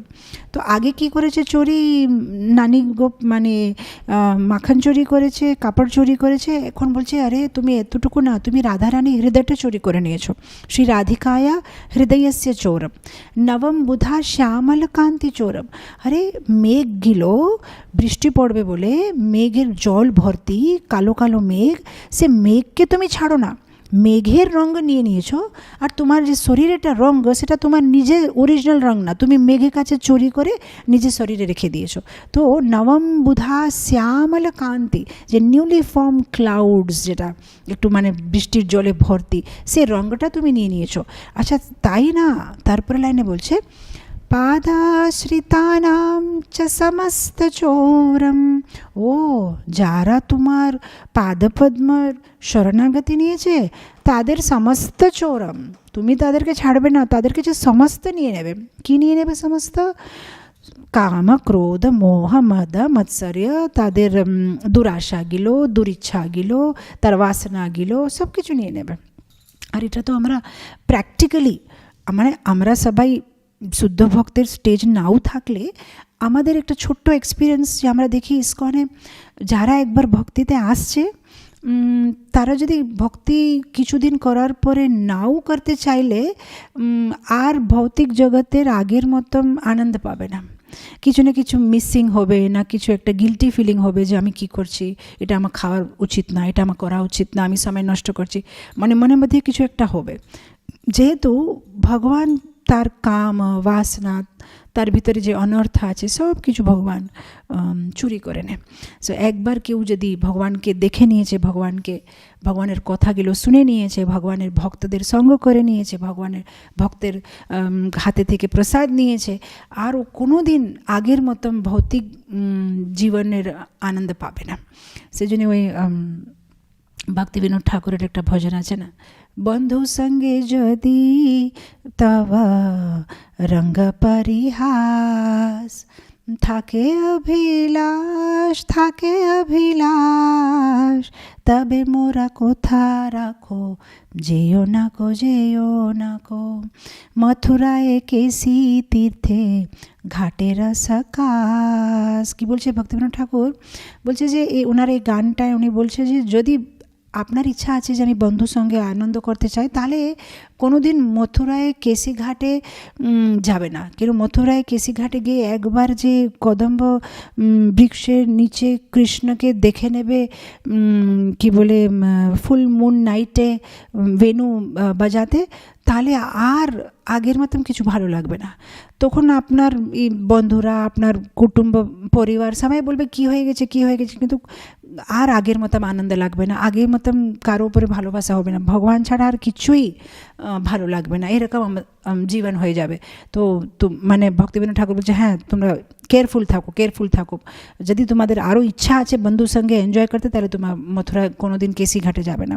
মানে কেসিঘাটের জায়গাটা এত সুন্দর, এখনও আমরা যে কেসিঘাট গিয়ে দেখলে কি মানে তার বিউটিটা একদম খুব সুন্দর আছে। তো এনিওয়ে যাই হোক, তো এখানে বলছে যে পাদাশ্রিতম না হচ্ছে সমস্ত চোরম। একবার যদি কেউ, আমার একটা গল্প মনে হচ্ছে, কে বলছিল কিছুদিন আগে, একটা প্রভুপাদের ডিসাইপল একটা খুব সুন্দর গল্প বলছে যে একজন প্রভুপাদের সময় অনেক ভক্তরা জয়েন হয়েছে, কিন্তু তার থেকে বেশি ভক্তরা চলেই গেছে। মানে ভক্তিতে আসা ইজি আছে, কিন্তু থাকা খুব ডিফিকাল্ট আছে। মানে কেউ অ্যাট্রাক্ট হয়ে চলে আসবে, কিন্তু স্থায়ীভাবে থাকতে জন্যে খুব যত্ন করতে হয়। যেরকম ধরেন যদি আপনি কোনো জঙ্গলে আছেন, আর জঙ্গলের ভিতরে খুব শীত, খুব ঠান্ডা লাগছে, অন্ধকার, কিছু দেখা যাচ্ছে না, আপনি কোনো রকম কষ্ট করে দুটো পাথর নিয়ে, ও পাথরটাকে মানে পাশে নিয়ে মানে এরকম করে রাবিং করে আগুন জ্বালালেন, ঠিক আছে, আগুন জ্বালাতে জন্য খুব কষ্ট হলো, কেন দুটো পাথরকে এরকম করে আগুন জ্বালানো ইজি না। আগেকালে আর্লি ম্যানসগুলো ওরা করতো, এখন ওটা এত আমাদের শক্তি নেই, তাও ধরেন অনেক কষ্টে হয়ে গেছে, কিন্তু তারপরে একবার অগ্নি জ্বালাওয়ার পরে আপনি ঘুমাতে পারবেন না। এখন আপনাকে পুরো রাত কি করতে হবে, ওই গাছের থেকে কিছু পাতাগুলো, কিছু কাঠগুলো সব নিয়ে আসে আগে ঢালতে থাকলে পুরো রাতে আগুনটা জ্বলতে থাকবে আর আমাদেরকে গরমি দেবে। কিন্তু কেউ যদি ভাবে যে আমি একবার যে আগুনটা জ্বলিয়ে দিলাম, এখন আমি ঘুমিয়ে যাব, তাহলে কি হবে, 10-15 মিনিট পরে আগুনটা শেষ হয়ে যাবে। এরকম ভক্তিতে ফার্স্ট অফ অল আসাই কষ্ট। ব্রহ্মাণ্ডে ভ্রমিতে কোনো ভাগ্যবান জীব গুরু কৃষ্ণ কৃপাতে পায় ভক্তিলতা বীজ। আসাই কষ্ট আছে, কিন্তু আশা থেকে বেশি কষ্ট আছে থাকা। একবার এসে তো যাব, কিন্তু তারপরে আমাদের খুব অলর্ট থাকতে হবে। এই যে আমি এখন ভক্তিতে এসে গেলাম, আর কোনো চিন্তা নেই, এখন ঘুমিয়ে যাব, সেরকম হবে না। প্রতিদিন অনেক কষ্ট করতে হবে ভক্তিকে বাঁচিয়ে রাখতে জন্যে। ভক্তি একটা কি বলে, মানে খুব ডেলিকেট জিনিস আছে।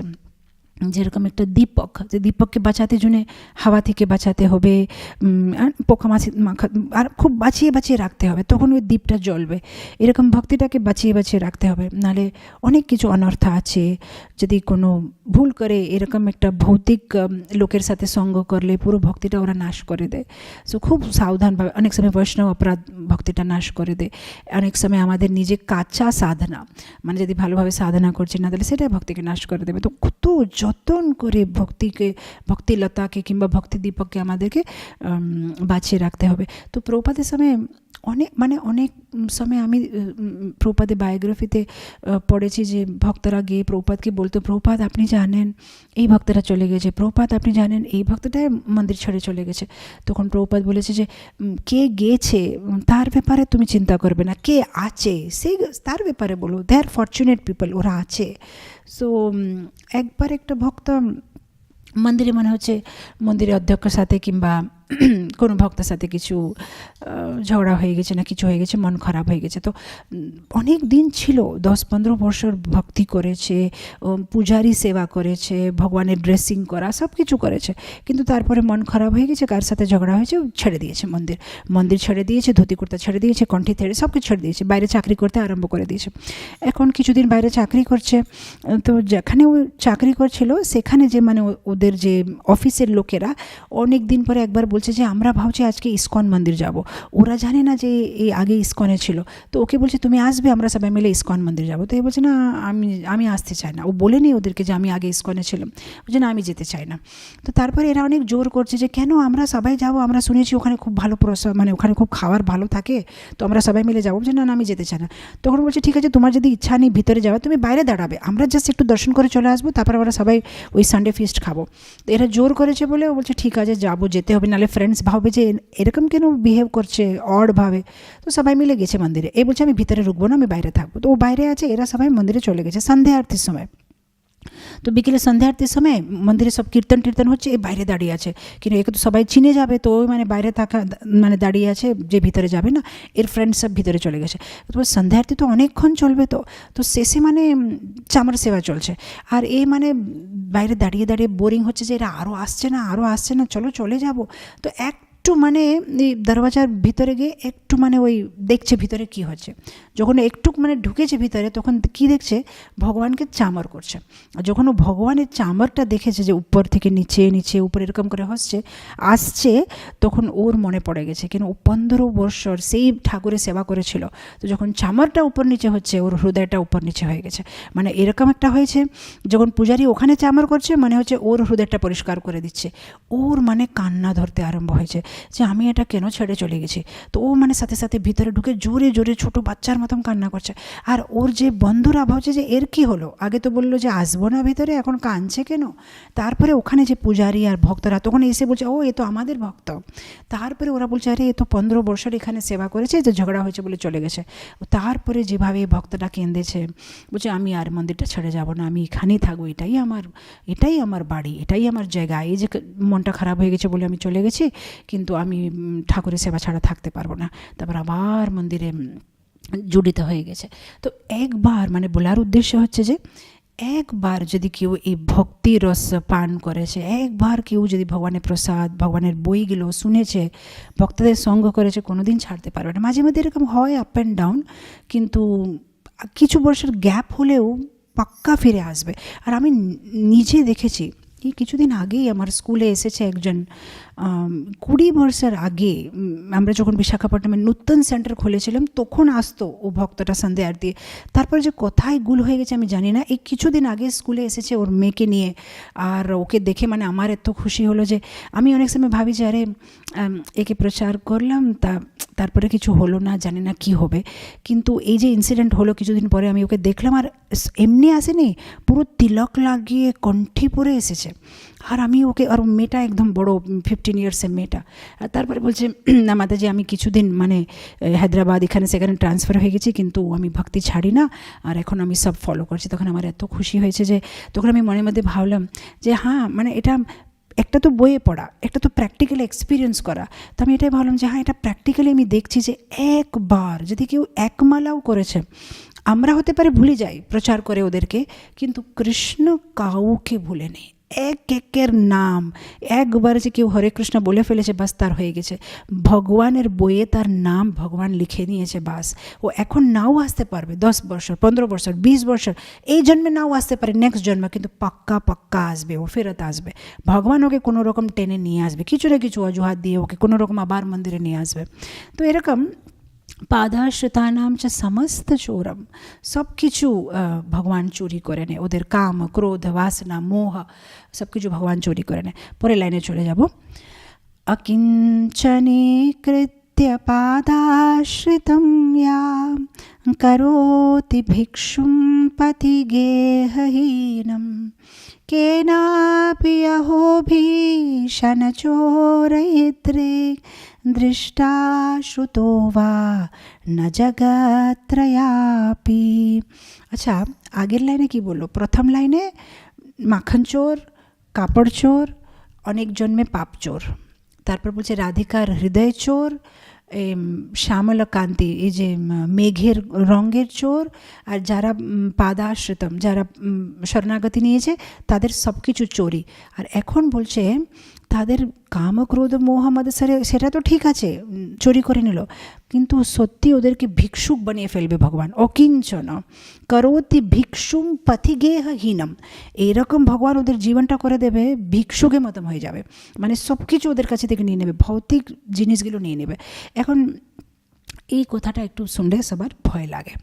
আমি যখন প্রথমবার ক্লাস 7-এ ছিলাম, হায়দ্রাবাদ ইস্কন মন্দিরে ভাগবতম ক্লাস, আমার এখন মনে পড়ছে না, অনেক ছোট ছিলাম, কোন মহারাজটা ছিল নাম মনে পড়ছে না, কিন্তু আমার মনে আছে যে উনি তখন কৃষ্ণা স্পেশাল মার্সির ব্যাপারে কথা বলছিলেন।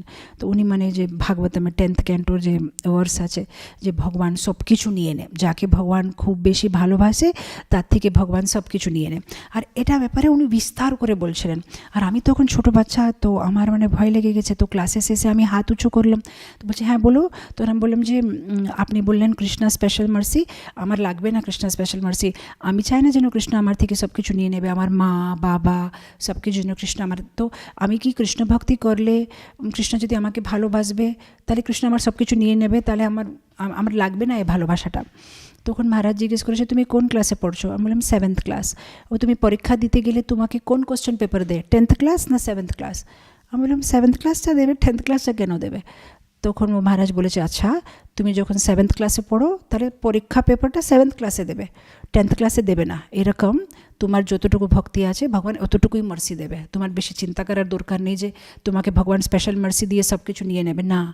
যখন যাকে যেটা দিতে হবে, যে কতটুকু নিতে পারবে তার হিসাবে ভগবান দেবে। যদি ভৌতিক জগতের টিচাররা এত স্মার্ট আছে যে 7th ক্লাসে বাচ্চাকে 7th ক্লাসে পেপার দেবে, 10th ক্লাসে পেপার দেবে না, তাহলে ভগবান তো আরও স্মার্ট আছে। ও কেন এরকম একটা পরীক্ষা দেবে তোমাকে যেটা তুমি পাসই করতে পারবে না? ভগবান তোমাকে এরকম একটা পরীক্ষা দেবে যেটা তুমি পারবে। তো তুমি এখন অনেক ছোটো আছো, তুমি বেশি চিন্তা করবে না, তুমি ভক্তি করো, ধীরে ধীরে ভক্তিতে আগে যাও। তখন আমার শান্তি হয়েছে যে হ্যাঁ এটা তো ঠিক, নাহলে আমার তো টেনশন হচ্ছিল যে ভগবানের স্পেশাল মার্সিটা আমার লাগবে না। তো মানে উনি খুব তখন হাসি করে বলছিলেন ক্লাসে যে যদি আপনার পত্নী আপনার কথা শুনছে না, যদি আপনার ছেলেরা আপনার কথা শুনছে না, যদি আপনার বিজনেসের লস হয়ে যাচ্ছে, যদি আপনার জীবনে কিছুই অনুকূল না, তাহলে বুঝে যান ভগবানের এটা স্পেশাল মার্সি, ভগবান আপনাকে খুব ভালোবাসছে। যেহেতু এটা হচ্ছে ভগবানের স্পেশাল মার্সি, ভগবান যাকে খুব বেশি ভালোবাসে তার থেকে ভগবান সব কিছু নিয়ে নেয়, সব কিছু নিয়ে নিলে তাহলে ওর কাছে ভগবান ছাড়া কিছুই থাকবে না। তো এটা হচ্ছে ভগবানের স্পেশাল মার্সি। এরকম করে উনি হাসি করে বলছিলেন যে আপনাদের কারো কাছে যদি এরকম প্রবলেম আছে হাত উঠান, তার মানে ভগবানের স্পেশাল মার্সি আপনার উপরে আছে। তো এখানে কিন্তু এটা বিল্বমঙ্গল ঠাকুর বলছে এখানে অকিঞ্চন অকৃত্য পাদাশ্রিতম, যারা ভগবানের পাদ আশ্রয় নেবে ভগবান নিশ্চয় সব কিছু নিয়ে নেবে। কিন্তু অ্যাজ ডিভোটিস আমাদের ভয় করা দরকার নেই, ভগবান এতটুকুই করবে যেতটুকু আমাদের জন্য অনুকূল আছে। আমি এটার একটা প্রুফ দেব, একটা ছোট একটা কি বলে এটা ব্রজে যারা থাকে কিংবা কিছু কিছু গল্প আছে যেটা ভাগবতে আছে, কিছু কিছু গল্প আছে যেটা মহাভারতে আছে, কিছু গল্প আছে পুরাণে আছে, আর কিছু কিছু গল্প এরকম থাকে যে স্থল পুরাণ বলে, যে যারা ওখানে স্থানিক লোকেরা তারা মানে কিছু একটা খুব সুন্দর গল্পগুলো বলে। তো আমি একটা গল্প শুনেছিলাম যে কীভাবে একবার কৃষ্ণ আর অর্জুন একবার মানে জঙ্গলে করে যাচ্ছে, তো জঙ্গলে করে মানে খুব রাত হয়ে গেছে, তো ভাবছে যে আজকে রাত্রে এখানে মানে কোথাও বিশ্রাম করে পরের দিনে আমরা যাব। তো জঙ্গলের ভিতরে দূরে থেকে দেখছে একটা ছোট্ট ছিল, মানে কি বলে বাংলাতে হাট ছিল, মানে পর্ণশালার মতন একটা হাট ছিল। তো হাটের ভিতরে ওরা মানে দরওয়াজাটা করেছে, দেখছে একটা বুড়ি আছে। তো বুড়ি মানে এদের দুজনকে দেখে খুব খুশি, বলছে না আপনারা থাকেন আমার বাড়িতে, কোনো অসুবিধা নেই, আমার কাছে একটা গাই আছে, আমি আপনাকে ভালো দুধ খাওয়াবো। তো ওদেরকে মানে ভালোভাবে দুধ খাইয়েছে, প্রসাদ খাইয়েছে, আর ভালোভাবে ভগবান ওখানে বিশ্রাম করেছে। পরের দিনে ভগবান আর অর্জুন ওনাকে ধন্যবাদ বলে চলে যাচ্ছে। যখন রথে চেপে গেছে চলে যাচ্ছে তখন অর্জুন মনটা মানে এই পাশে ওই পাশে কিছু একটা আছে মনের ভিতরে। তখন কৃষ্ণ বলছে কী ব্যাপার, তোমার কিছু জিজ্ঞেস করার ইচ্ছা আছে কিন্তু জিজ্ঞেস করতে পারছো না, বলো কি বলতে চাও। তখন অর্জুন বলছে আমার একটা প্রশ্ন এসেছে, আপনি বললেন ভগবদ্গীতা পত্রম পুষ্পম ফলম তোয়ম ইয়ো মে ভক্ত প্রয়চ্ছতি তদাপি ভক্তি উপহারিতম অশ্নামি প্রয়তাত্মনা। আপনাকে কেউ পত্রম পুষ্পম ফলম একটুকু দিলে আপনি বলছেন আমি স্বীকার করি, আমি খুব খুশি, কিন্তু এখানে এই বুড়ি লোক তার কাছে কিছুই নেই, মানে গরিব, একটা গায়ে আছে, একটা ছোট জায়গা, আপনাকে এত ভালোবাসা দিল, আপনাকে দুধ দিল, আপনাকে খাওয়া দিল, থাকার দিল, কিন্তু আসার পথে যখন আমরা ওখান থেকে চলে আসছি আপনি কিচ্ছু দিলেন না ওকে। তো ভগবান বলছে কে বললো কিছু দিলাম না, আমি দিয়েছি। বলছে তাই নাকি, আমি তো দেখলাম না, কী দিয়েছেন আপনি, সোনা চাঁদি হীরা কী দিয়েছেন?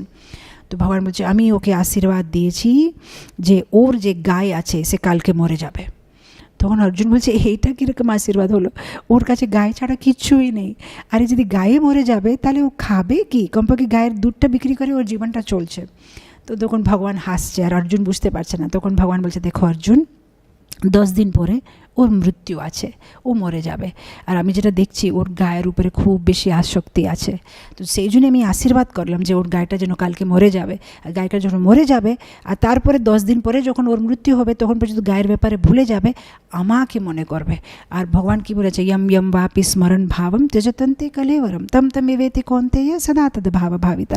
যদি আমাকে না মনে করে গাইকে মনে করে মরবে তাহলে গায়ের জন্ম পাবে। এখন যেহেতু গাই চলে যাবে জীবন থেকে আর আমার নাম নেবে, আমার ধাম আসবে। তো তুমি সোনা চাঁদি বলছো, আমি ওর থেকে বড় গিফট দিয়েছি ওকে। তো এরকম অনেক সময় আমরা ভগবানের প্ল্যানটা বুঝি না। ভগবান যখন কিছু জিনিস নেয় তো কিছু জিনিস দেয়, আর যেই জিনিসটা নেয় সেটা খুব ছোট জিনিস। মানে এটা তো এরকম হলো যে ছোট বাচ্চা না, অনেক সময় হাতে ধরো চাকু দাঁড়িয়ে আছে, সাথে সাথে যদি আপনি ছোটো বাচ্চাকে বলবেন এই চাকুটা দাও, দেবো না দেবো না দেবো না এরকম খেলা করবে। তো একটা চকলেট দেখালে চাকুটা ছেড়ে দেবে। তো এরকম ভগবান, আমরা ভৌতিক জিনিসগুলো হাতে ধরে আছি, দেবো না দেবো না দেবো না, এটা আমার, আমি নেব। আর ভগবান তার মানে কোনো রকম মানে আমাদেরকে ওটা ছাড়িয়ে দিচ্ছে যে এটা তোমার কাজের জিনিস না, আমি তোমাকে কাজের জিনিস দিচ্ছি, ভক্তি দিচ্ছি। তো এরকম ইনফ্যাক্ট আমার মনে হচ্ছে শিলা প্রভুপাদের জীবনে এরকম একটা ঘটনা ঘটেছে। শিলা প্রভুপাদের একটা শিষ্য ছিল হিমাবতী মাতাজি, আর ওনার একটা ক্যাটকে কি বলে, বিড়াল ক্যাট ওনার বাড়িতে একটা ক্যাট ছিল, বিড়াল। তো বিড়ালের উপরে খুব আসক্তি ছিল। তো প্রভুপাদ ওনাকে একবার বলেছে যে দেখো বিড়ালের উপরে আসক্তি ভালো না, কিন্তু উনি ছাড়তে পারছিলেন না। তো একবার প্রভুপাদ ওনার বাড়িতে গেছে, তো ওনার বাড়িতে মানে ভজন কীর্তনের প্রোগ্রাম হয়েছে, আর প্রভুপাদ বসেছিল, আর ও বিড়ালটা প্রভুপাদের কাছে এসে প্রভুপাদের পায়ে কাছে বসেছে, প্রভুপাদ পায়ে করে বিড়ালটাকে ছুঁয়েছে বাস। আর তারপরের দিনে বিড়ালটা মরে গেছে। তো হিমাবতী মাতাজি বলছিল যে এটা না যে প্রভুপাদ ওকে মানে ধাক্কা মেরেছে, কিছুই করে না, জাস্ট প্রভুপাদ মানে টাচ করেছে আর এই বিড়ালটা মানে দেহ ত্যাগ রেখেছে। তখন হিমাবতী মাতাজি বলছে যে এত ভালো হয়েছে আপনি যে বিড়ালটা মরে গেছে, আমার যে বিড়ালের উপরে আসক্তি ছিল সে চলে গেছে, আর আমি ভগবানের উপরে কনসেন্ট্রেট করতে পারলাম। তো অনেক সময় ভগবান, গুরুয়ার ওরা মানে যেটা করে তখন মনে হয় আমরা বুঝতে পারি না বলে দুঃখ হতে পারে, মনটা খারাপ হতে পারে, কিন্তু একটু যদি সহ্য শক্তি রাখলে, কিরকম অনেক সময় ভৌতিক জীবনে যদি কিছু উপর নিচে হয়, আমরা অনেক সময় ঠাকুরের উপরে রেগে যাই, কেন এরকম করছে ঠাকুর, কেন দেখছে না আমাকে। কিন্তু কিছু বছর পরে বোঝা যায় যে তখন যেটা হয়েছিল সেটা ভালো জন্যই হয়েছে, এখন ওটা না হলে অসুবিধা হতো। এনিওয়ে আরেকটা গল্প মনে আসছে, এনিওয়ে ওটা বলে শেষ করবো। ভক্তি সিদ্ধান্ত সরস্বতী ঠাকুরের জীবনে হতে পারে, আগে কোনোবার বলেছি হতে পারে আপনাদেরকে, কিন্তু আমার এই ঘটনা মনে আসছে যে কীভাবে ভক্তি সিদ্ধান্ত সরস্বতী ঠাকুরের একটা শিষ্য ছিলেন, আর উনি মানে অনেক বছর ব্রহ্মচারী, 30 ইয়ার্স নাকি ব্রহ্মচারী সেবা করেছে। আর তারপরে ওনাকে একটা এরকম রোগ হয়েছে যে ডক্টর বলেছে যে 2 মাসে উনি মরে যাবেন। তো উনি মানে ভক্তি সিদ্ধান্ত সরস্বতী ঠাকুর কাছে গিয়ে বলেছে যে 30 বছর আমি বাড়ি যাই না, তো আমার এখন তো আমি মরে যাব 2 মাসে, তো একবার মাকে দেখে চলে আসবো। তো ভক্তি সিদ্ধান্ত সরস্বতী ঠাকুর বলেছে আমি তোমাকে পারমিশন দেবো না। তখন মানে মন্দিরের ভিতরে সব ব্রহ্মচারীরা ভাবছে যে গুরুদেব কত কঠোর আছে, এখনই মরেই যাবে যে 2 মাসে একবার মাকে দেখে চলে আসলে কি হতো, কিন্তু বলছেন না আমি যেতে দেবো না পারমিশন। আর তার 2 মাস বলেছে ডক্টর যে বেঁচে থাকবে। তো তারপরে যখন মানে 1 মাস শেষ হয়ে গেছে, আর একটা মাস আছে, আর কিছু দিনই আছে, তখন হঠাৎ করে ভক্তি সিদ্ধান্ত সরস্বতী ঠাকুর বলছে যে তুমি যাও তোমার মাকে দেখে আসো। তখন এই বলছে না আমি যাবো না, কিন্তু এখন তো আমার কাছে কিছুই দিন আছে, আর আমি যদি এখন কলকাতা যাবো আমার মাকে দেখতে, তাহলে আমি ওখানে দেহ রাখবো, আর আমি কলকাতাতে দেহ রাখতে চাই না, আমি নবদ্বীপ ধামে, আমি মায়াপুর ধামে দেহ রাখতে চাই, তো আমি যেতে চাই না গুরুদেব। বলছে না তোমাকে যেতেই হবে, তোমাকে যেতেই হবে। তো জবরদস্তি করে ট্রেনে চাপিয়ে দিয়েছে, বলছে যাও। তো যখন ট্রেনে চাপিয়ে দিয়েছে আরেকজন সাথে রাস্তাতে মরে গেছে। আর তারপরে যেটাই ওনার ক্রিয়াকর্ম করার পরে এই শিষ্যটা ভক্তি সিদ্ধান্ত সরস্বতী ঠাকুরকে জিজ্ঞেস করেছে যে গুরুদেব আপনি যেটা করেন আমার বিশ্বাস আপনার উপরে, কিন্তু এই জিনিসটা আমার ভালো লাগলো না, আপনি এর সাথে এরকম কেন করেছেন। ও যখন যেতে চাচ্ছিল যেতে দিলেন না, যখন বলছে যাবো না তখন পাঠিয়ে দিয়েছেন। আর দেখলেন শেষে না নবদ্বীপ ধামে ও দেহ রাখতে পারলো না, না মাকে দেখতে পারলো, ট্রেনের ভিতরে দেহ রেখে দিয়েছে। তখন ভক্তি সিদ্ধান্ত সরস্বতী ঠাকুর বলছে দেখো এটা আমার একটা প্ল্যান ছিল, যদি আগেই ওকে মায়ের কাছে পাঠিয়ে দিতাম তখন কি হতো, 30 বছর ব্রহ্মচারী, কোনোদিন বাড়ি ফিরে যায় না। যদি মায়ের কাছে যেত, অনেক কিছু ওর মা কথা বলতো, এরকম হয়েছে, পাশের বাড়ির লোকের এরকম বিয়ে হয়েছিল, তার এরকম বিয়ে ভেঙে গেছে, এটার এই হয়েছে, এটা হয়েছে, তোমার বাবার এটা হয়েছে, কাকার এটা হয়েছে, সব কিছু ওকে বলতো। তখন কি থাকতো ওর স্মরণের ভিতরে, সব ফ্যামিলি মেম্বার্স, এটা ওটা, মা, ওইগুলোই থাকতো মনের ভিতরে। কিন্তু এখন কি হয়েছে, ও যখন এখান থেকে চলে যাচ্ছে, দুঃখ করে যাচ্ছে যে আমি যাব না, আমি যাব না, আমি নবদ্বীপে দেহ রাখবো, আমি যোগপীঠে দেহ রাখবো, আমি মায়াপুরে দেহ রাখবো, সেটা মনে করে যাচ্ছে। মানে শেষে ইয়ম বাপি স্মরণ ভাবম, শেষে মনে মায়াপুর আছে, আর মায়ের কোথায় নেই, কেন দুঃখ আছে যে আমাকে গুরুদেব কেন পাঠাচ্ছে, আমি মায়াপুরে থাকবো। তো মায়াপুর করতে করতে গেছে, মায়াপুর মনে আছে আর দেহ রেখেছে। আর যদি আমি আগে পাঠিয়ে দিতাম, তাহলে ও মায়ের ব্যাপারে সব কিছু ওর মনে আসতো শেষে।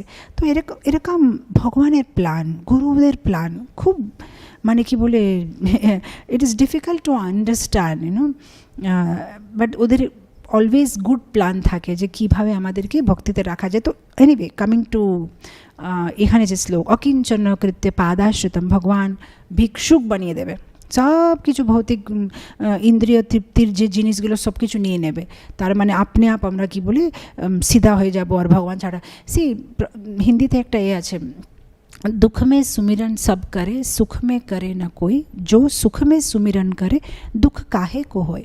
মানে দুঃখ পড়লে সবাই ভগবানের স্মরণ করবে, কিন্তু সুখে সবাই ভগবানকে ভুলে যায়। সুখে সব এত ব্যস্ত হয়ে যায়, হ্যাঁ যাব মন্দির যাব, অনেক ব্যস্ত আছে, অনেক কাজ আছে, অনেক কিছু আছে, এরকম আমরা ভুলে যাই। কিন্তু বলছে যে যদি কেউ সুখে ভগবানের স্মরণ করবে, তাহলে জীবনে দুঃখ আসবে বা কেন? যেহেতু আমরা সুখে ভগবানকে ভুলে যাচ্ছি, সেই জন্য তো দুঃখ আসছে। তো এখানে বলছে যে যারা ভগবানের পাদাশ্রিত করবে, যারা ভগবানের শরণাগতি নেবে, জানে করে মাঝে মধ্যে ভগবান একটু একটু দুঃখ দেয়, জাস্ট মনে করাতে জন্য। যেরকম ভীষ্মস্তুতির ক্লাসে আমি বিভিন্ন কারণ বলেছিলাম যে কেন ভক্তরা দুঃখ পায়। জাস্ট মাঝে মাঝে ভগবান একটু মনে করাতে থাকে যে এখানে পার্মানেন্ট সেটেল হয়ে যাবেন না, আপনাকে ভাগবত ধামে আসতে হবে। এখানে খুব সব কিছু কনভিনিয়েন্স হলে আমরা ভগবত ভক্তি ভুলে যাব। আমরা ভুলে যাব যে আমরা হচ্ছে প্রয়াণিক, ট্যুরিস্ট, আমাদের ডেস্টিনেশনে যেতে হবে। অনেক সময় কী হয়, ট্রেনে সমোসা কচুরি এত ভালো লাগছে যে মনে হচ্ছে যে ট্রেনে থেকে যাব, কত আনন্দ লাগছে। কিন্তু সমোসা ভালো থাকলেই ট্রেনে তো পার্মানেন্টলি থাকা যাবে না, ট্রেন থেকে নামতে হবে। সো সেই জন্য মাঝে মাঝে ট্রেনে ফ্যান ট্যান বাথরুমের অসুবিধা হলে মনে হবে যে হ্যাঁ এখান থেকে যেতে হবে, নাহলে ভাবে আরে কত আনন্দ লাগছে। তো ভৌতিক জগৎটা হচ্ছে তাৎকালিক, আমাদের শাশ্বত জগৎ হচ্ছে ভগবত ধাম, আর সেখানে আমাদেরকে যাওয়ার একটা উদ্দেশ্য রাখতে হবে। এনিওয়ে, নেক্সট ওটাতে আমরা চলে যাব। यदि नामापि हरति अशेषं गिरिप्रसारन्नपि पापराशिन् आश्चर्यरूपो ननु चोरयिद्रे दृष्टा श्रुतो वा न मया कदापि। तो এখন বলছে यदि नामापि हरति अशेषं গিরিপ্রসারণ আপি পাপরাসেন, যদি আপনি এরকম পাপ করেছে, একটা গিরি, একটা পর্বতের মতন আপনার পাপ আছে, একটা দুটো না, অনেক জন্ম থেকে আপনি এরকম পাপ করেছে, একটা পাহাড়ের মতন হয়ে গেছে, তাও কি হবে, একবার যদি কেউ ভগবানের নাম নেবে, ওই পাহাড় ভর্তি যে পাপ করা হয়েছে আমাদের, সে সব কিছু নাশ হয়ে যাবে। আর তারপরে বলছে এখানে আশ্চর্য রূপ ননু চোর ইদ্রিক, বলছে আমি তো আশ্চর্য পাচ্ছি, এইরকম চোরের ব্যাপারে কোনোদিন শুনি না। তো এরকম একটা চোর যে যার নাম একবার বলবো তো পুরো পাহাড়ের মতন পাপটা চুরি করে চলে যাবে, আমার পাপটা। বলছে লাস্ট লাইনে দৃষ্টা শ্রুতোবা না মায়া কদাপি। দৃষ্টা মানে আমি দেখি না তো এরকম চোর, শ্রুতোবা শুনি না তো এরকম, না দেখেছি কোনো দিন না শুনেছি কোনো দিন যে এরকম একটা চোর আছে যার নাম বললেই সব পাপ চুরি করে চলে যাবে। আমি আশ্চর্য হয়ে যাচ্ছি, এরকম বলছে। এটা খুব সুন্দর কথা। ইনফ্যাক্ট আমার মনে পড়ছে স্কন্দ পুরাণে একটা শ্লোক আছে, স্কন্দ পুরাণে একটা শ্লোক আছে, বলছে ভগবানের নাম মানে পুরো নামটা ভুলে যান আপনি, হরে কৃষ্ণ মহামন্ত্রের কথা বলছেন আমি, শুধু যদি কেউ গোবিন্দ, শুধু গোবিন্দ, এই গোবিন্দটা বললে কি হবে, তার উপরে স্কন্দ পুরাণে মানে খুব সুন্দরভাবে দেওয়া আছে। বলছে যে যদি কেউ গোকোটি দানম, মানে যদি কেউ 1 কোটি গাই সূর্যগ্রহণের সময় দান দেবে ধরেন, নাহলে কেউ যদি মেরু পর্বতের মতন সোনা দান করবে ব্রাহ্মণকে ধরেন, না যদি কেউ কি বলে প্রয়াগে 1 কল্প গঙ্গার তটের কাছে থেকে প্রতিদিন গঙ্গার স্নান করবেন ধরেন, আর এগুলো সব পুণ্য যদি আপনি মিলিয়ে দেবেন, তাও যে পুণ্যটা আপনি একবার গোবিন্দ বললে পাবে, তার সাথে এটা কোনো কম্প্যারিজনই নেই। মানে তার 0.000000% এই ফলটা কম্পেয়ার করা যাবে না। মানে এত ফল আছে শুধু একবার গোবিন্দ গোবিন্দ বাস এতটুকু বললে হচ্ছে। তো সেটা স্কন্দ পুরাণে লেখা আছে, এত মহিমা আছে ভগবানের নামে একবার। তো সেই জন্যে আমি অনেকবার একটা সবাইকে প্র্যাকটিক্যাল টিপস দিই। আমার রুমে, মানে এখনও আমি এখানে আছি, ক্লাস রেকর্ডিং হচ্ছে, কিন্তু আমার রুমে কন্টিনিউসলি প্রভুপাদের যে হরে কৃষ্ণার টেপ থাকে না, 450 রুপিসে বক্স আছে, 24 আওয়ার্স চলে। 24 আওয়ার্স আমরা 1 মিনিটের জন্য ওটা বন্ধ করি না। যেহেতু আমরা 1 মিনিটের জন্য ওটা বন্ধ করি না, ওটা খারাপ হয়ে যায়, মানে 1 মাস থাকে, 1-2 মাস, তারপর খারাপ হয়ে যায়। খারাপ হয়ে গেলে ফেলে দিই। আর একটা বক্স আমাদের, মানে পুরো আমার কাছে একটা 20 বক্সের ডাব্বা আছে টেবিলের নিচে। এটা আমরা কন্টিনিউস, কেন 450 টাকা খারাপ হয়ে গেলে খারাপ হয়ে যাবে, কিন্তু কন্টিনিউস নাম চলতেই থাকবে। তো এই ঘুমালে, চললে, হাঁটলে, স্নান করলে, রান্না করলে, যেটাই হোক, কন্টিনিউস প্রভুপাদের হরে কৃষ্ণ কৃষ্ণ কৃষ্ণ হরে চলতেই থাকবে। তো কেন প্র্যাকটিক্যালি বলছি, যেহেতু আমরা সবাই নিজের জীবনে অনেক অনেক ব্যস্ত থাকি, আমরা তো গোস্বামীদের মতন না যে প্রতি সেকেন্ড ভগবানকে মনে করতে পারবো, এত লেভেলে আমরা না, সেজন্য আমাদেরকে যতন করতে হবে। তো এটা একটা প্র্যাকটিক্যাল, যে কন্টিনিউসলি টেপ চালু রাখলে ভগবানের নামটা আমরা আনকনশিয়াসলি ও কানের ভিতরে যেতেই থাকবে, কানের ভিতরেই যেতেই থাকবে ভগবানের নাম। তো এরকম একটা কিছু আমরা প্র্যাকটিক্যাল টিপস করতে পারি। তো একবার যদি কেউ একবার, আইডিয়াল হচ্ছে সততম কীর্তয়ন্ত মা, আমাদের কন্টিনিউসলি গোবিন্দ গোবিন্দ গোবিন্দ গোবিন্দ মুখে বলতে হবে, রান্না করতে সময়, ঘুরতে সময়, ঘুমাতে সময়। কিন্তু আমরা ট্রাই করছি ওই লেভেলে আসতে জন্যে। তো যখন পর্যন্ত আমরা নিজে অরিজিনালি আসতে পারছি না, কমপক্ষে বাইরে থেকে হেল্প নিতে পারি আমরা। তো কন্টিনিউসলি এরকম টেপ শুনলে কন্টিনিউসলি আমাদের কানের ভিতরে ভগবানের নাম যাবে। তো এনিওয়ে, এখানে বলছে যে একটা নাম যদি কেউ নেয়, তাহলে গিরি প্রসারণ আপি পাপরাসিন, পুরো পাহাড়ের মতম যে পাপ আছে সব নাশ হয়ে যাবে। ধনম চ মানম চ তথেন্দ্রিয়াণি প্রাণম চ হৃত্বা মম সর্বমেব পালায়সে কুত্র ধৃতোদ্য চৌরা ত্বম ভক্তি দাম্নাসি ময়া নিরুদ্ধা। এখন বিল্বমঙ্গল ঠাকুর নিজের পার্সোনাল কথা বলছে যে ভগবান তুমি আমার সাথে কি করেছো। ধনম চ মানম চ তথেন্দ্রিয়াণি, ধনম পয়সা সব নিয়ে নিয়েছো, মানম কোনো রেসপেক্ট কিছু, মানে জাস্ট রাস্তাতে একটা ভিক্ষুকের মতন ঘুরছি আমি। ধনম চ মানম চ তথেন্দ্রিয়াণি, আমার ইন্দ্রিয় তো, এই যে দুটো চোখগুলোও এখন নেই আমার, সেটাই তোমাকে সমর্পিত, সব কিছু তো নিয়ে নিয়েছো। প্রাণম চ হৃত্বা মম সর্ব এব, ও মম সর্ব এব, সব কিছু তুমি নিয়ে নিয়েছো। আর নেওয়ার পরে তুমি কী করছো, পালায়সে কুত্র, পালায়সে মানে চলে যাচ্ছ, কোথায় তুমি চলে যাচ্ছ সব কিছু নেওয়ার পরে। দেখো, তুমি যত সম্ভব চেষ্টা করতে পারো, কিন্তু ত্বম ভক্তি দাম্নাসি ময়া নিরুদ্ধা, কিন্তু আমি আমার ভক্তির দড়িতে তোমাকে বেঁধে রাখবো, তুমি পালাতে পারবে না। তুমি নিজেকে খুব স্মার্ট ভাবছো যে তুমি পালিয়ে চলে যাবে, কিন্তু আমি স্মার্ট আছি। দামনাসি মানে রশ্মিতে তোমাকে ধরবো। অনিরুদ্ধ ভগবানের একটা নাম হচ্ছে, অনিরুদ্ধ মানে যাকে বাঁধা যাবে না। সেই জন্য এখানে এরকম করে বলছে তোমাকে কিন্তু আমি বাঁধবো। হতে পারে তোমার নাম অনিরুদ্ধ, যাকে কেউ বাঁধতে পারবে না, কিন্তু ভক্তিতে অনিরুদ্ধকে বাঁধতে পারবো আমি। এটা ভক্তির শক্তি বলে বিল্বমঙ্গল ঠাকুর বলছে। আর দেখেন ইসকনে, দেখেন ইসকন জয়েন হওয়ার আগে সবার একটা থাকে, আমি ফালানা ফালানা কুটুম্ব থেকে আছি, আমাদের বাড়িতে এত টাকা পয়সা আছে, আমরা এটা আমরা ওটা। কিন্তু একবার ইসকনে আসার পরে ধনম চা মানম চা সব চলে যায়। মানে কোটি কোটি ধনের মালিক হলেও রাস্তাতে দাঁড়িয়ে বুক ডিস্ট্রিবিউশন করে, Bhagavad Gita no Bhagavad Gita no Bhagavad Gita no, মানে ওই সব মনে থেকে চলে যায়। একটাই মনে হয় যে না, আমি হচ্ছে কৃষ্ণ ভক্ত, আর আমাকে কৃষ্ণ সেবা করতে হবে, আর গুরু সেবা করতে হবে, আর প্রভুপাদ খুশি হবে আমাকে বুক ডিস্ট্রিবিউশন করতে হবে, প্রভুপাদ খুশি হবে আমাকে ফান্ড কালেকশন করতে হবে, প্রভুপাদ খুশি হবে আমাকে প্রচার করতে হবে, আমাকে সেবা করতে হবে। একটা ধনী লোক হবে, বাড়িতে মনে হয় 15 কাজ করার মেয়ে আছে, কিন্তু মন্দিরে এসে ঝাড়ু দেবে, পোছা দেবে। মানে এটা মানে কি বলে, ভক্তকে ভগবান কীরকম বানিয়ে দেয়, মানে ভগবানের জন্য, মানে ও নিজের রিয়েল পজিশন কী আছে সেটা স্পষ্টভাবে দেখতে পারে ভক্ত। ভক্ত মানে দেখতে পারে যে I am part and parcel of Krishna. ভক্ত দেখতে পারবে যে I am eternal servant of Krishna. এই যে আমি এই জন্মে যে আমার ধন আর জ্ঞান আর সৌন্দর্য এইসব কিছু তাৎকালিক আছে, কিন্তু শাশ্বতভাবে আমি হচ্ছে ভগবানের সার্ভেন্ট, আর আমার সেবা হচ্ছে ভগবানের সেবা দেওয়া, ভগবানের কাজ করা। পরের শ্লোকে চলে যাব। চিনৎসি ঘোরম यमपासबन्धं भिनत्सि भीमं भवपासबन्धं चिनत्सि सर्वस्य समस्तबन्धं नैवात्मनो भक्तकृतं तु बन्धाम। বলছে ভগবান আপনি তো খুব এক্সপার্ট আছেন। কিসে এক্সপার্ট আছেন? যমপাস বন্ধন। যখন একটা জীব মরে যায় তখন কি হয়, মহিষের উপরে যমরাজ বসে সে জীবকে দড়ি দিয়ে বেঁধে ওকে মানে এরকম করে টেনে টেনে টেনে টেনে নিয়ে যায়।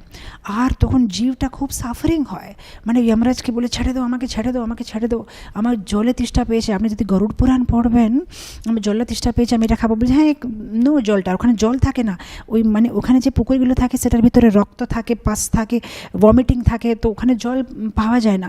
আর মানে ও জীবটা কাঁদছে যে আমাকে ছেড়ে দাও, আমাকে ছেড়ে দাও। কিন্তু এই যমপাসটা এত স্ট্রং আছে কেউ ভাঙতে পারবে না। কিন্তু এখানে বিল্বমঙ্গল ঠাকুর বলছে হে ঠাকুর তুমি তো যমপাসকে তুমি করতে পারবে, তুমি খুব এক্সপার্ট আছো, তুমি যমপাসকে মানে ছাড়িয়ে দিতে পারবে, তোমার এত শক্তি আছে। ভিনৎসি ভীমম ভবপাস বন্ধম। ভবপাস, এই ভবপাসের জন্য তো আমরা এখানে জন্ম পরে এই ভবসাগরে এমনি ভাসছি।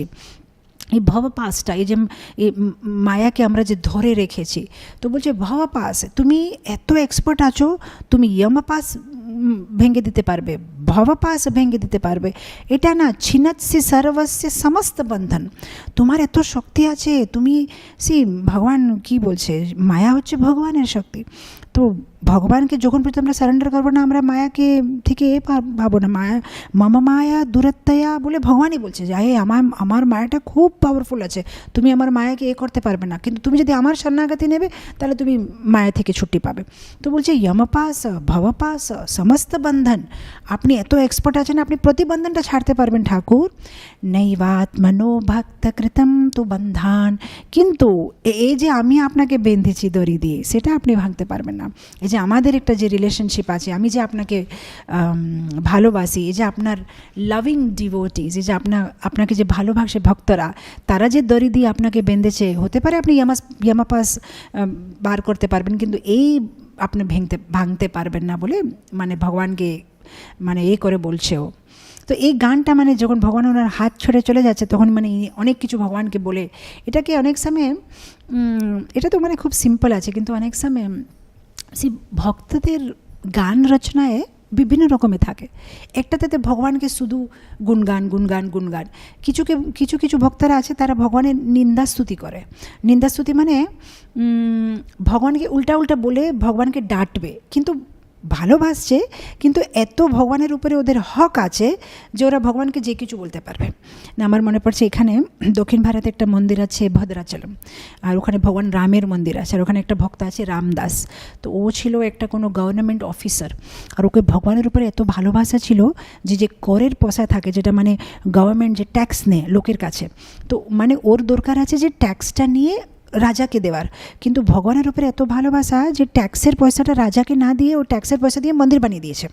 তো যখন মন্দির বানিয়ে দিয়েছে, ভগবানের পুরো গ্র্যান্ড মন্দির ইনগ্রেশন করে নিয়েছে, ভগবানের জন্য ভালো কাপড়, সীতারাম লক্ষ্মণ হনুমানের জন্য ভালো কি বলে আভরণগুলো সব অলঙ্কার করে খুব সুন্দরভাবে। আর তখন কী হয়েছে, রাজার লোকেরা ওকে এসে অ্যারেস্ট করে নিয়ে চলে গেছে। বলছে আচ্ছা লোকের পয়সা দিয়ে তুমি মন্দির বানাবে, এটা তো রাজাকে দেওয়ার, রাজার করের পয়সা তুমি রাজাকে না জিজ্ঞেস করে ব্যবহার করবে বলে ওকে ধরে নিয়েছে। ধরার পরে ওকে এখনও জায়গাটা আছে যেখানে ওকে বন্ধন করে রাখা ছিল, গোলকুন্ডা ফোর্টে হায়দ্রাবাদে আছে। ওই গোলকুন্ডা ফোর্টে ওকে ভিতরে ধরে ওকে মানে পুরো এই সাকল দিয়ে পুরো বেঁধে ওকে খাবার না দিয়ে ওকে কোড়া দিয়ে মেরে যে তুমি ভগবানের মন্দির বানাবে। তো তখন এত সুন্দর, মানে এখন আমি তেলুগুতে গান করলে আপনারা বুঝতে পারবেন না, কিন্তু এত সুন্দর তেলুগুতে মানে স্তুতি আছে যে ও কিভাবে ভগবানকে ডাঁটছে। বলছে আরে ভগবান তোমার জন্য আমি এত সুন্দর মন্দির বানালাম, আর তুমি আমাকে কী দিলে শেষে? কোড়া খাওয়াচ্ছ, আমাকে এরা মারছে, আর তুমি মানে বসে বসে হাসছো?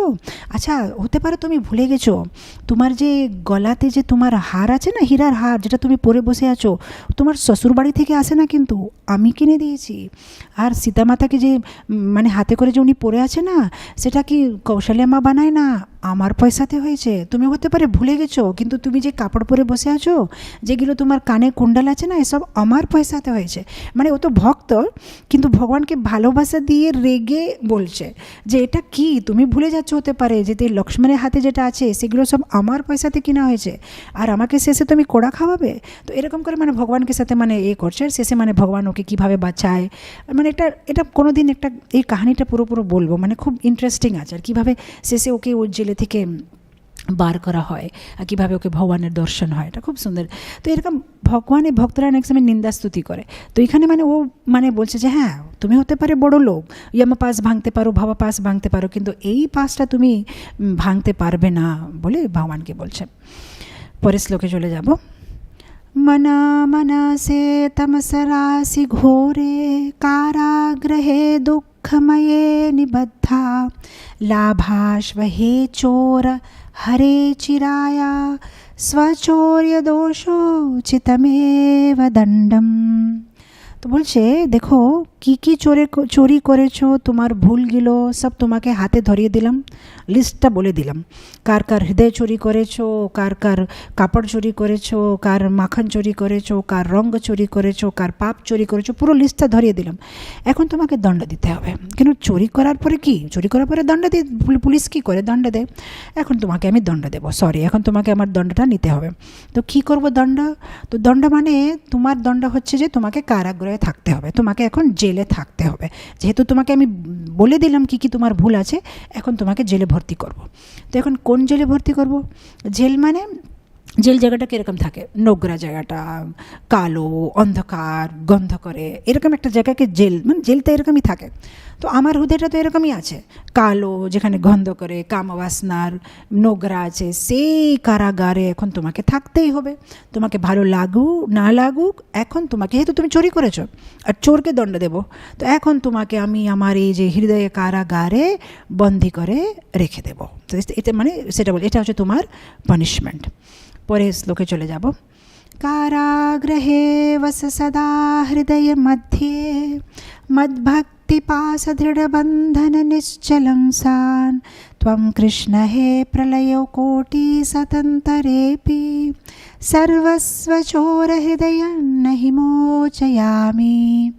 তো বলছে মানে জেলে ঢেললে কয়েদিরা কি বলবে, আচ্ছা কতদিন, 2 বছর 5 বছর, তো তুমি হতে পারে আমাকে জিজ্ঞেস করবে যে ঠিক আছে আমি এই কারাগারে থাকবো, কতদিন থাকতে হবে, যেহেতু আমি চুরি করেছি, আমার শিক্ষা মানে আমার শাস্তিটা কতদিন জন্য তুমি দেবে? তো তার জবাবে বিল্বমঙ্গল ঠাকুর বলছে যে শুনো, এই শাস্তিটা পুরো জীবনের জন্য, সদা কারাগ্রহে বস সদা হৃদয় মধ্যে, আমার হৃদয়ের মধ্যে সদা থাকতে হবে। ভগবান জিজ্ঞেস করছে আরে সদা মানে কতদিন, সদার মানে কিছু একটা আছে। তো বলছে প্রলয় কোটি সতন্তরেপি, প্রলয় পরে কোটি প্রলয় আসার পর আসলেও তুমি কিন্তু কোনোদিন আমার হৃদয় থেকে ছুটি পাবে না, আমার হৃদয়ে কারাগার থেকে ছুটি পাবে না। মদ ভক্তি পাশ দৃঢ় বন্ধন নিশ্চলন সা, তুমি আমার কারাগার থেকে কোনো দিন ছুটি পাবে না, তোমাকে এখন পুরো জীবন আমার কারাগারের ভিতরে থাকতে হবে। এটাই হচ্ছে তোমার দণ্ড, যেহেতু তুমি হচ্ছে একটা চোর, সর্বস্ব চুরি করেছো, সবার জিনিসগুলো চুরি করেছো, এটাই হচ্ছে তোমার দণ্ড। অ্যান্ড আমি কোনো দিন তোমাকে ওখান থেকে ছুটি দেব না। তো এইরকম যে এই যে চোর, সে চোরকে আমাদের প্রণাম। এটাই হচ্ছে চোরাগ্রগম্য পুরুষম নমামি, নমামি মানে প্রণাম। চোরাগ্য পুরুষাষ্টকম কি জয়, জগৎগুরু শ্রীল প্রভুপাদ কি জয়। আমরা যে এখন শুনলাম, এখন আমরা পুরুষোত্তম মাসে যখন এটা প্রতিদিন গান করব, এখন আমরা এক এক লাইনের মিনিং বুঝলে আরও ভাব দিয়ে আমরা গান করতে পারবো। এখানেই শেষ করব, অনেক দেরি হয়ে গেছে। হরে কৃষ্ণ।